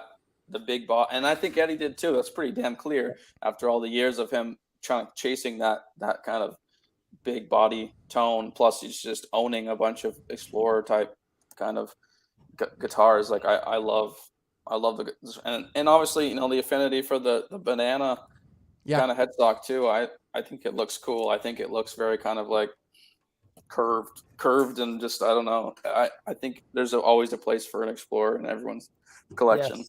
I think you're right. I think I love Epiphone just came out with those that I think you mentioned it, the kind of Flying V and Explorer and they're a little expensive for me. I think for what you're getting, it's a lot more than what they came out with, the 58 Carinas that they came out with a couple of years ago. So the custom shop was involved in the Epiphones too. I asked Jim DeCola because he runs the custom shop. So I asked Jim, and he said they were involved in the specs of it and everything like that. So it's very similar to the Gibson one, which is $2,000 as opposed to $1,299. But you do get a case with it, and and the same pickups are in it and everything like that. And the reviews on them are excellent. If I heard that too, yeah. So I played one, bro, at the local rock shop. The Explorer. It's $2.5K here. In the case, as you said, the Gibson one's $6K. So if you want to get something that's a little bit affordable, and even at $2.5K, that's not cheap for Epiphone here. But boy, it's a beautiful guitar. Fast neck. They got an accurate headstock, which I'm a stickler for. They finally have accurate headstocks on the Explorer, which they've had some total turd headstocks on Explorers lately, which Squire does it too, just completely. I mean, generally Squires look like Fenders, but the headstocks are about an inch smaller, but it's no one's gonna pass this off as fake because everyone whatever. I don't know. I always thought that was kind of stupid, but because you got Chinese brand, the eBay Chinese listings doing the same exact thing for $300, and so it's just it's not really worth it to not get it accurate, make it look like the damn guitar. Epiphone are doing some good stuff, really good stuff. They're inspired by Gibson range. It's fantastic. Their acoustic guitars, man, they've knocked them out of the park. Finally dumping that ugly Epiphone headstock. That was a huge improvement in my in my book. Like, I know it's not exact, but just, you know, just squaring off those corners just made it look so much better. Yeah. The only reason why you should have the traditional Epiphone headstock is on the casinos that the Beatles played. Well, Other than that, they look gay. 100%. I mean, I can't believe I said that. They look bad. I didn't mean that. I wanted to hop in and just give a shout out to Jerry Like, if he's still there. I just found this body. So Jerry was one of the very first people that I met on the internet, and I had him build me a few guitars in the early days. I'm like, here's a body right here, you know. So Hold on, bro. Huh? Hold on. What's the matter? Oh, okay. Yeah. It's a white Frankenstein. You know, it's got the quarter there and stuff. And I played this. You know, obviously I had a neck at the time, and I played that guitar for many years, and I, you know, just went out to Jerry and told him to basically make me a Frankenstrat that is just white, you know. So you were playing that, and no one yelled out, "Play Eruption!" No, honestly, I don't think so. I mean, I don't think they put two and two together, you know. Nobody. Jerry does incredible work, man. If you saw Jerry, I mean, he detail. I mean, he builds everything. I mean, bodies, necks. I mean, he's he's very low key guy, Jerry. I always say, Jerry, you should come on, you know, talk. Yeah. He doesn't. I know. I'm one of these days, Jerry. He doesn't like. I guess just the thought that there might be a lot of people watching or something. He might. We're friendly. Like that, right, We're Jerry? friendly. But we'll make sure we all eat before we come on, Jerry, so we won't fight. No, I love to have Jerry. I mean, I you know. I forget. He built like 3 or 4 guitars for me back then and stuff. Jerry is a legend. Jerry is. I think I had a red one. I think I had a red one too that he built. Come on, Jerry. Anytime you want, you have a permanent invite. There you go, Jerry. Absolutely, man. Yeah. Come on, show and show your work on here, Jerry. It would blow people's minds. It's just like he does it because he enjoys it. Jerry but Jerry's like stickler for details and stuff like that. And Jerry's actually a drummer. Mm-hmm. And a huge John Bonham guy and Alex guy. Oh man, and Jerry, what's the kit that you had? That you bought it back? It was the Bonham one, the Visolite. You know, So Jerry, I mean, he's an interesting guy, Jerry. You know what I mean? And he's met Alex a bunch of times and talked to Alex quite a few times. You know. Yeah. Jerry's all kinds of interesting, man. He does so much cool stuff. You know what I mean? I don't know if he wants me to, if he feels uncomfortable or anything like that. But I mean, I think Jerry and his brother, they built R2D2. Yes. Right. Yes. They take it to children's hospitals. Yeah. It's true. Yeah. They take it to children's hospitals for, you know, sick kids and stuff like that.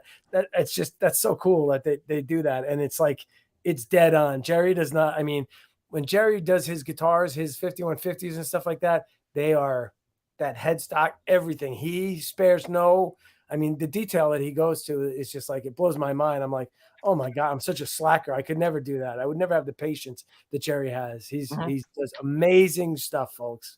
And he's got to come on here and talk to us, you know, and show some of his work.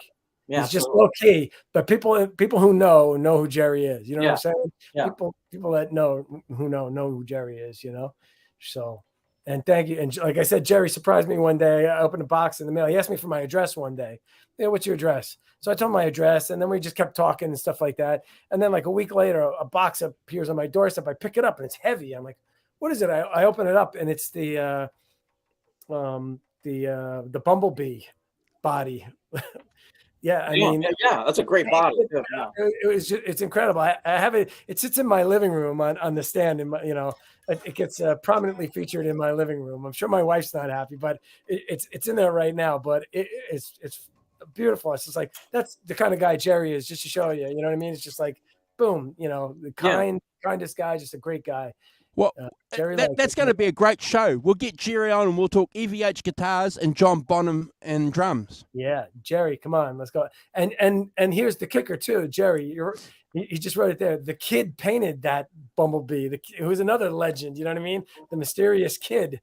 You know, anybody and people who know who the kid is also. You know what I mean? So that's another thing that Jerry. It's just like it's mind blowing, you know. So here's something from the kid right here. This is from the kid.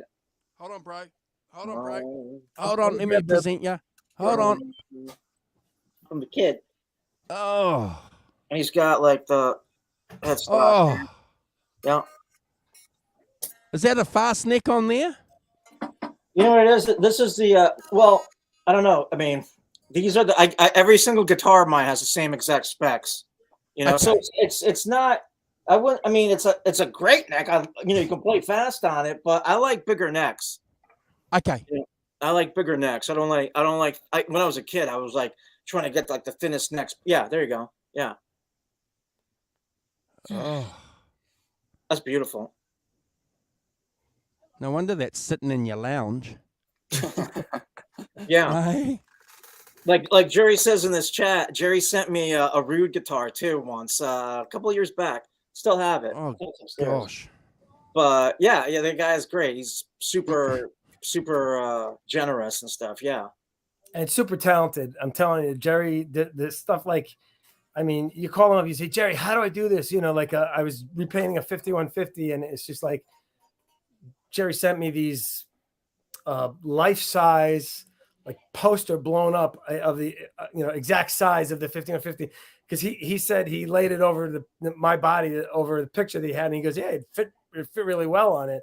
So he sent it to me, and it's just like, it's unbelievable how I screwed up the paint, so I gotta sand it all down. I talked to Jerry about that, but when the stripes on it are like perfect, man, and that's all because of Jerry. I'm like, I can't wait to do it again and do it. Don't screw up, not screw up the paint this time, but all because of Jerry, because he's just knows how to do things. He's just like unbelievable with that stuff. When I was at Conx's house a couple of months ago, I was like, how do I knock this guy over the head and take this bumblebee? Hey guys, I didn't get my chance. I just got to interrupt. Bumblebee, it weighs a ton. I just got to interrupt. We've got our friend in here from the Red Special Tribute podcast. Gosh, I think his name is John. Forgive me, bro, but he caught up with Brian May. We were just talking about you at the top of the show, bro, about how you got an invite to Brian May's release. Wow, and you hung out with him and had some photos. If you're watching on replay, folks, I'll attach that link to the description. He's been on our channel. We spent a 2-hour show talking about the Red Special. Good to see you, brother. Sorry for interrupting. The Red Special. You know what always drove me crazy about that? Anytime I ever was trying to learn a Brian May lick or something like that, because of the dots, because he's got like 2 dots here, 3 dots here, 2 dots here. It took me the longest time to figure out. I think the 3 dots is the 12th fret, because you'd see Brian May playing, and I'm like, I always keep rewinding it. He can probably elaborate on that, but anyway. You almost need a Red Special to play anything from Queen. I swear to God, I mean, to sound anything like it, and like, plus, not to mention the like 25 positions of pickups and out of phase things. It's incredible. You know what was amazing though? The AC30, the Brian May, I think they did the signature model. Yeah. You couldn't adjust the settings on it. I saw that. That's what you're buying it for May. Just have it set for May, man. And it's set. You want to sound like Brian May? Yeah.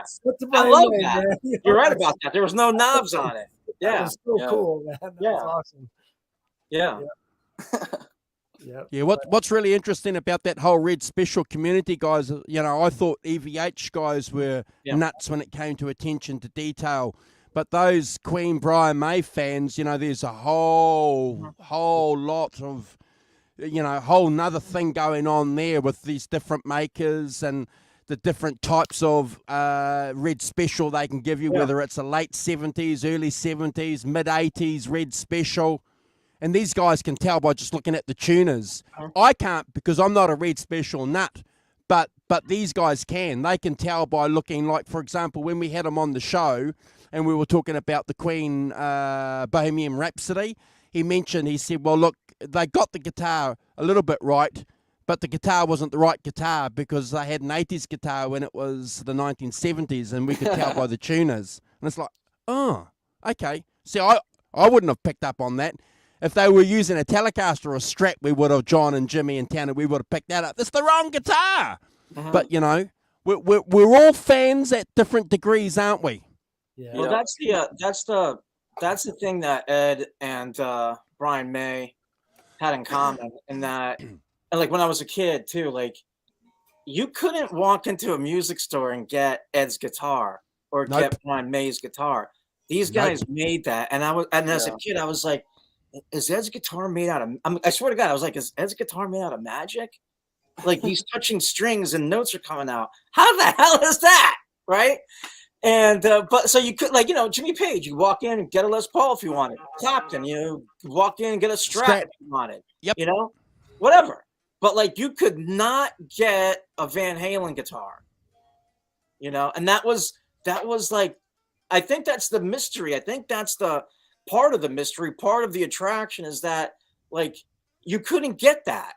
And like, you know, you were like, you kind of like fell in love with the obscurity of this instrument, and of course you love the music and all that, but you know, well, and not just their guitars, like their whole rigs were. I mean, at least for Eddie, for a few years until it kind of became a little bit more commercialized. But like, but like Brian was using those. Brian was using the amp that John Deacon, the bass player, made for him. That was out of like a transistor radio, and it's like this big. A little Deaky. Yep. Yeah, Deaky. He found that in a rubbish tip. That's like that's the Bohemian Rhapsody solo, and like unless you knew that, it's like why is my AC30 not sounding like the Bohemian Rhapsody solo or any of those like guitar, you know, cacophonies that he put together. I don't know if you guys ever heard it, but the first thing and you hear in the Bohemian Rhapsody movie is Brian's version of the 20th Century Fox logo coming up, and it's so Brian May. It's so cool, and I think it's on YouTube and it's on the soundtrack album. But it's like that's Brian, like that's Brian's thing, and like they both were tone geniuses and tone. You know, it as much as it was a playing thing, it was tone for them too. We got Hugh Caldwell in the chat. Another thing too, and I've spoken to a couple of these guys as a result of having John on the channel talking about Red Specials. You speak to these guys, and I joined a couple of his Facebook groups, and they'll tell you this, and it's no surprise because you guys probably already know this, but 90% of the tone, they'll tell you, is not in the pick. It's not in the fingers. It's in that sixpence, that coin. Yeah, absolutely. You gotta have the coin to nail the tone. Otherwise, nothing's going to work. Yeah, you could make a Strat sound pretty close with even just with a quarter here, and I have one sitting always here for that sake or whatever. But it always it sounds so much closer and such a. I went back to the thing. We were asking about if Eddie or Brian took anything from each other from the sessions. I did hear like yesterday, like I don't know what I heard it on, but someone was saying like. Someone interviewed Brian because Brian did the tap. Brian, oh yeah, it was on Jeff Goebel's podcast his little whatever, I can't remember what it's called, but he interviews people about Eddie Van Halen, and someone was talking about Brian May and how like they talked to Brian May, and because Brian did tapping before Eddie, apparently he did like whatever, one of those little kind of like Billy Gibbons probably taps here and there, and they asked him like, you know, why didn't you continue? And he's like, I think Eddie kind of ruined it for everybody. But it was funny to hear that he like was like, whatever, I'll leave that to him. He did it better. Because like, you know, everyone constantly is debating who did tapping, who invented tapping, and I don't. Yeah, like that fucking like that stupid Italian video. Like, I'm so sick of that. It's like pisses me off more than that the Italian guy. And it's not even tapping what he's doing. No. It's tapping. Yeah, no. I think a Van Halen fan uses that to back up their argument because they're not really a Van Halen fan. And it's like Eddie Van Halen's father, or whatever. What's the thing? Yeah. It's like something like Eddie Van Halen's father. You know? Yeah, I think I've never seen people who hate Eddie more than Van Halen fans. I mean, just constantly trying to rewrite history on how you know how innovative he was. It was like, well, he wasn't the first to do that. It's just like, who gives a shit? Yeah. Who gives a shit? He wasn't the first to do it, but I show me somebody that did Eruption before Eddie, man. Yeah. That's bullshit. Yeah, I bullshit. agree. Popularizing it, I think if you obviously it's not inventing, but I don't think he obviously never claimed that. It's just like, but if you popularize it, it's just like that's more important to me. And well, the thing is, like, you know, you hear, I listen to Jeff's, I watch Jeff's podcast or whatever, the YouTube show, and it's great. And like, he interviews all these people, and all these people, whether it's, I don't know, like whether it's somebody that was around, with Eddie. I think there's a great Tracy G thing where he talks about seeing Eddie in the early days. But whoever it is, right? Whether, it could be Conklin, it could be me, it could be anybody, it could be Andrew, right? When you heard Van Halen 1, when you heard Eruption, you weren't like, oh yeah, that's Eddie doing this. You had no idea what that was. Yeah. Okay, so if somebody else did it before Eddie, and look, I'm sure I know people touched a string here and touched a string there, but nobody did it like that. Nobody did it like that, right? Yep. And look, I know the whole thing with, like, what's that guy, Harvey Mandel or whatever his name is, right? Yep. I know that whole story too. But whatever it is, nobody was doing that, or else, like, we would have known what that was. People are like, is that a piano? Is that a keyboard? Nobody knew what that was. If somebody else was doing it, if it was out there in like the zeitgeist, we'd know what it was, Well, that's the thing. I mean, like in 10 years, let's say 10 years later, I wasn't alive, obviously, but in 88, if you heard a record and someone was going, you knew exactly what was happening. It wasn't like, is that everyone, I still hear people say, I thought it was a synth. I thought it was, multiple guitars. It's like by 80, by 10 years later, it wasn't like, what is he doing? Right. There was this one bootleg that I listened to. It was Fair Warning. Forget which show, but it was 81. And the guy that's recording it, his buddy is like, because, like, again, 81, that's 3 years. 3 years removed from 78. With Eruption and stuff, and people still didn't know how Eddie was doing it. Like, you had to see it. So his buddy is there. He's like, that's how he's doing that. Like, he had no idea either. And this is 3 years later. Right, because we had no MTV or internet like we had now. Like, Jimmy, like you said, you had to go see these, People still have no idea that there was a Wurlitzer on "And the Cradle Will Rock." Like, I was seeing arguments about that. Like, whether I'm like, this is not a debate anymore. Move on. Yeah. Like, this has been talked about, and I try not. I was telling Conk about this yesterday. Like, I try not to argue with people like this anymore because it's just a lost cause. But it's like, this stuff has been talked about. It's been over. Like, we're done with that. Like, no one's wondering how this happened anymore. But like, there's still plenty to learn. But like, I still find that funny. It's just like, do you guys remember the first guy that put out like an Eddie video? It was a VHS tape. Remember? Yeah, Kurt Mitchell. Kurt Mitchell, and remember he had like a keyboard with the flanger on it, and he showed you how Eddie did it way back then. He smacked his hands on the keys, and the flanger sound on there. It's like from then, you know what I mean? That it was just that through a Marshall, the world. That's still a really good video, despite like whatever despite Alan Garber would say it wasn't, but what's Kurt Mitchell doing these days? Does anybody know? Andrew, I was just going to say that we should find him and try to get him on. That was a groundbreaking video when that video came out. I have seen that, so I'm going to try to find. Not a bad idea, Conk. It's not a bad idea. I had that, man. Let's get the long blonde hair, right? And he had the super strat, but it was like just like it wasn't even painted. It was just like a natural piece of wood, right? With the pickup in the middle, right? I think, if I'm not mistaken, it was actual like boogie bodies parts too, which I think was pretty cool. I hope he made a lot of money off of it. I'm going to try to track him down. Let me see if we can find him. I think he did, and he also was proud of the fact too that he had the same plexi as Eddie as well. He made a point of making that quite clear in the video. I had that video in '88 or something. Me too. Wow. So, bro. Hey, anybody out there? Let's find Kurt Mitchell and let's try to get him on. He also covered the delay drop at the end of Eruption on his little That's the first time I saw that. DD3. That's the first time I saw that. Yes, you're right. I think I might even buy a DD3 because I think it sounds good enough for me without having to buy a stupid, EC80 or whatever they're called. But I thought that was pretty cool. I think I was probably 14 or 15 when I saw that video, and I was like, what? There's nothing other than this that talks about that really at that point. But Kurt a lot has come out since right. then. He nailed the tone. Yeah, and he was ahead of his time, that guy. Yeah. 20 years ahead of his time. No, forget it. Yeah, you're right. I forget how I got my copy, man. Maybe from a friend. I don't think I bought it. He does other videos on other guitarists too, and he does pretty well emulating them too. I always, really like. I think he. What about that other guy, Doug Marks? Remember him, Doug Marks? I remember him too. Yeah. Yeah. I thought Kurt was the best though for us, like the Van Oh, Halen. for us, yeah, he was Van Halen. Yes, yeah.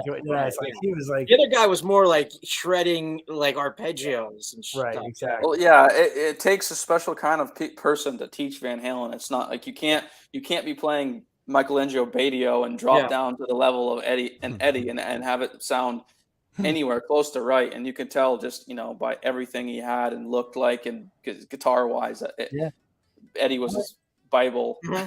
And now all these guys can refer to live videos of Eddie, on YouTube and stuff to figure stuff out. He had none of that back then. And, for what he did, a lot of it was on or close to being on, Yeah, right. 100%. So kudos to Kurt Mitchell. We got to try to find him. See what he's up to. That'd be cool. Shall we wind up soon, fellas? We've been on air for 2 hours. I'm just going to just say, thanks, guys, for hanging out. If there's anything that you guys want to conclude with, obviously this is the best time to do it. I think, Tanner, you want to give us a bit of a brief and an update on the project that you're working on. Yeah. Might be a good opportunity for you to do that now, bro. Yeah, so a few months ago, my parents were going to build a new garage for their new whatever camper van that they bought, so they donated me their little woodshed kind of thing, and I was like, yeah, I'll take it. I'll turn it into a music studio out back, because currently I'm set up right in my living room. Drums, guitar, everything is just cluttered all over my place. And so I was like, yeah, I'll do it. And being I am a carpenter, so I knew I could do all the work myself aside from some of the electrical. So I've been slowly pecking away at it. I've been trying to post on Facebook for anyone to see. I'll accept pretty much everyone's friend requests if they want to see more. I've been trying to post it on Instagram and Facebook and stuff, and I've insulated the whole thing. I've starting to put some stuff on the walls, and my stepdad's going to help me do the electrical soon, so I can I'll probably even get some instruments out there before it's completely done, just to see what more I need to do. Kind of, literally in the same vein of Eddie, kind of, add stuff on the walls until it sounds good, which you can see the progression of. And I guess I should mention, for anyone who doesn't know, it's very inspired by 83, 80. I don't remember when they did the renovation, but 90, 89, 90. Yeah. So 83, kind of 89 era, 5150, when it comes to, and I've posted pictures alongside mine. And I did a little Photoshop mock-up of what I'm kind of going for. And I, for anyone that knows, doesn't know, they had chicken wire up on the walls, to cut down on the radio frequencies, which Faraday cage. Yeah, which I have decided against doing the entire Faraday cage, because that's just stupid. But I will, where the walls are exposed, where it's white, just like Ed's studio, I will put it up so it'll look like it, and I'm sure it'll do something. I know that you don't even have to ground a Faraday cage to get it to work, so it's going to be kind of an aesthetic thing or whatever. Ken, are you gonna put those like dimmer switches on the wall, those big round? I thought about it. I do have a light dimmer. I have a light dimmer switch, and I'm like, I gotta modify this. I saw that, and I was like, yeah, you have to. Right here, I have the for anyone who hasn't read that, there's a 5150 little blurb that was in the some magazine. It was like called like the recording studio, something, whatever, I don't remember. But there was a whole thing, literally every single detail you ever want to know about the initial building and of the 5150, which speaking of that, what's his name? Alan Berry that obviously had read that too, because he involved that a lot in his video. But had used or they used hospital grade outlets, which are orange. And there's a bunch of pictures of that I've seen. And so I was like, I'm trying to spare no detail where everyone else is building their 5150 replicas. I'm going a little step further, and the reactions I've gotten are pretty funny. Alan Garber commented last time that I've lost it, and I can't disagree. So I commented the picture of Eddie with the straight jacket on from the Hot for Teacher video. Yeah. Said, yeah, that'll be you soon. And I'm like, yeah. If anybody doesn't know, Tanner also nailed the drum sound from the 1984 album with the Simmons kicks, the rototoms, and he's got the snare tuned up. And I mean, you got to put some of that so people. I don't know if do you have any of that up there. So I'm working on. I really want to like get everything in my new studio and because currently it's super.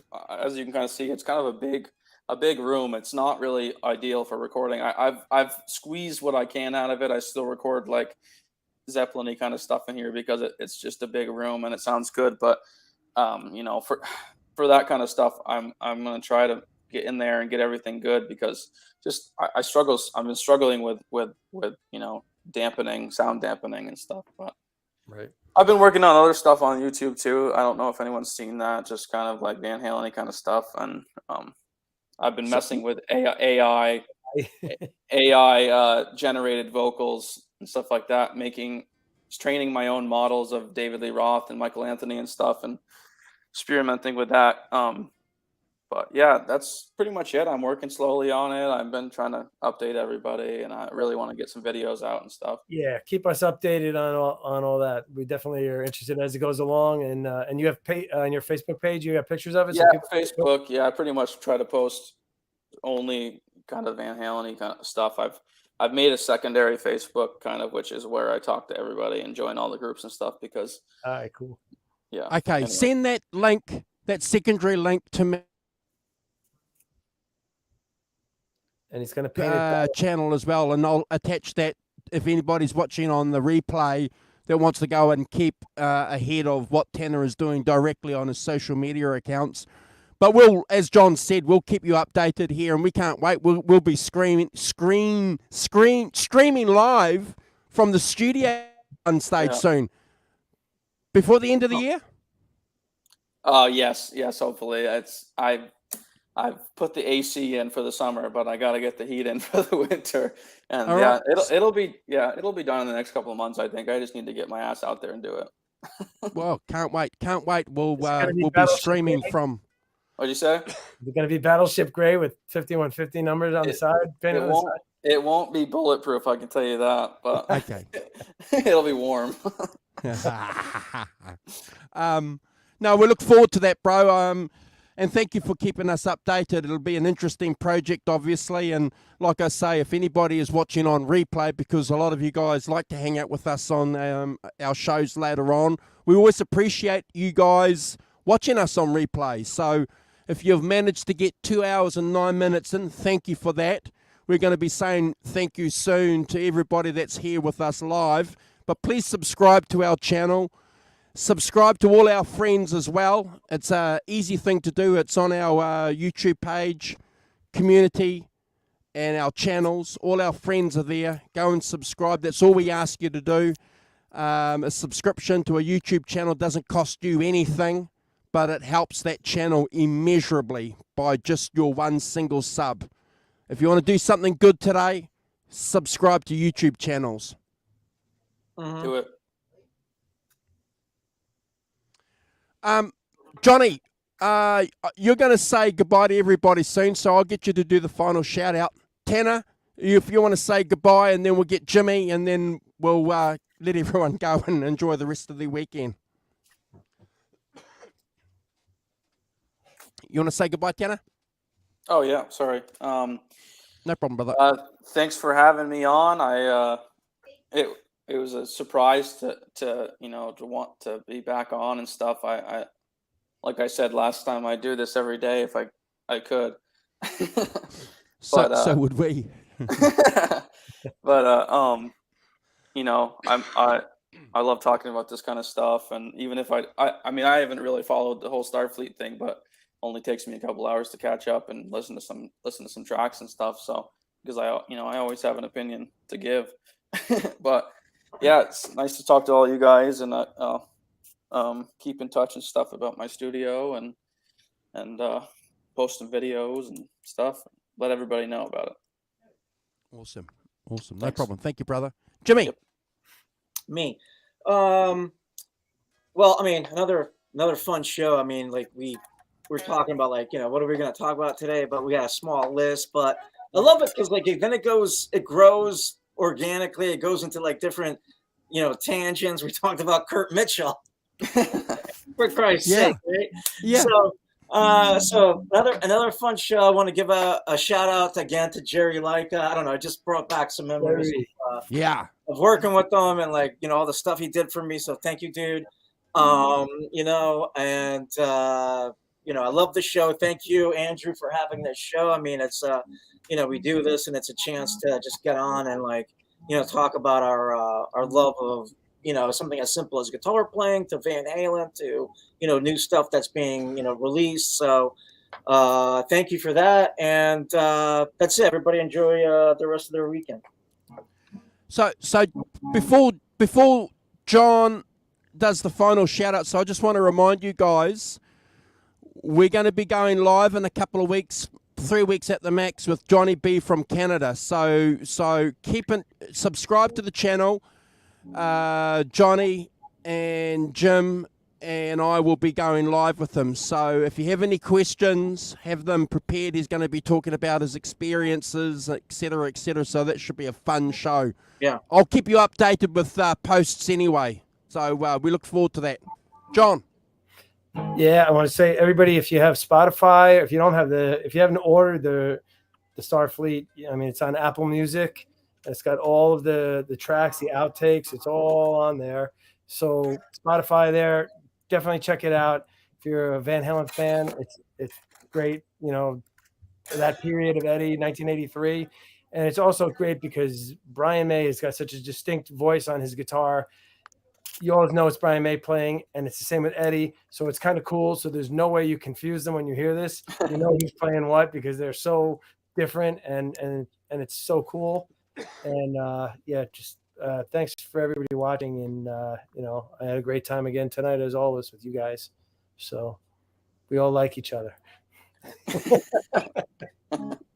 All right, we're out of here. See you guys later. All right, guys. Bye. Play us out, Conks.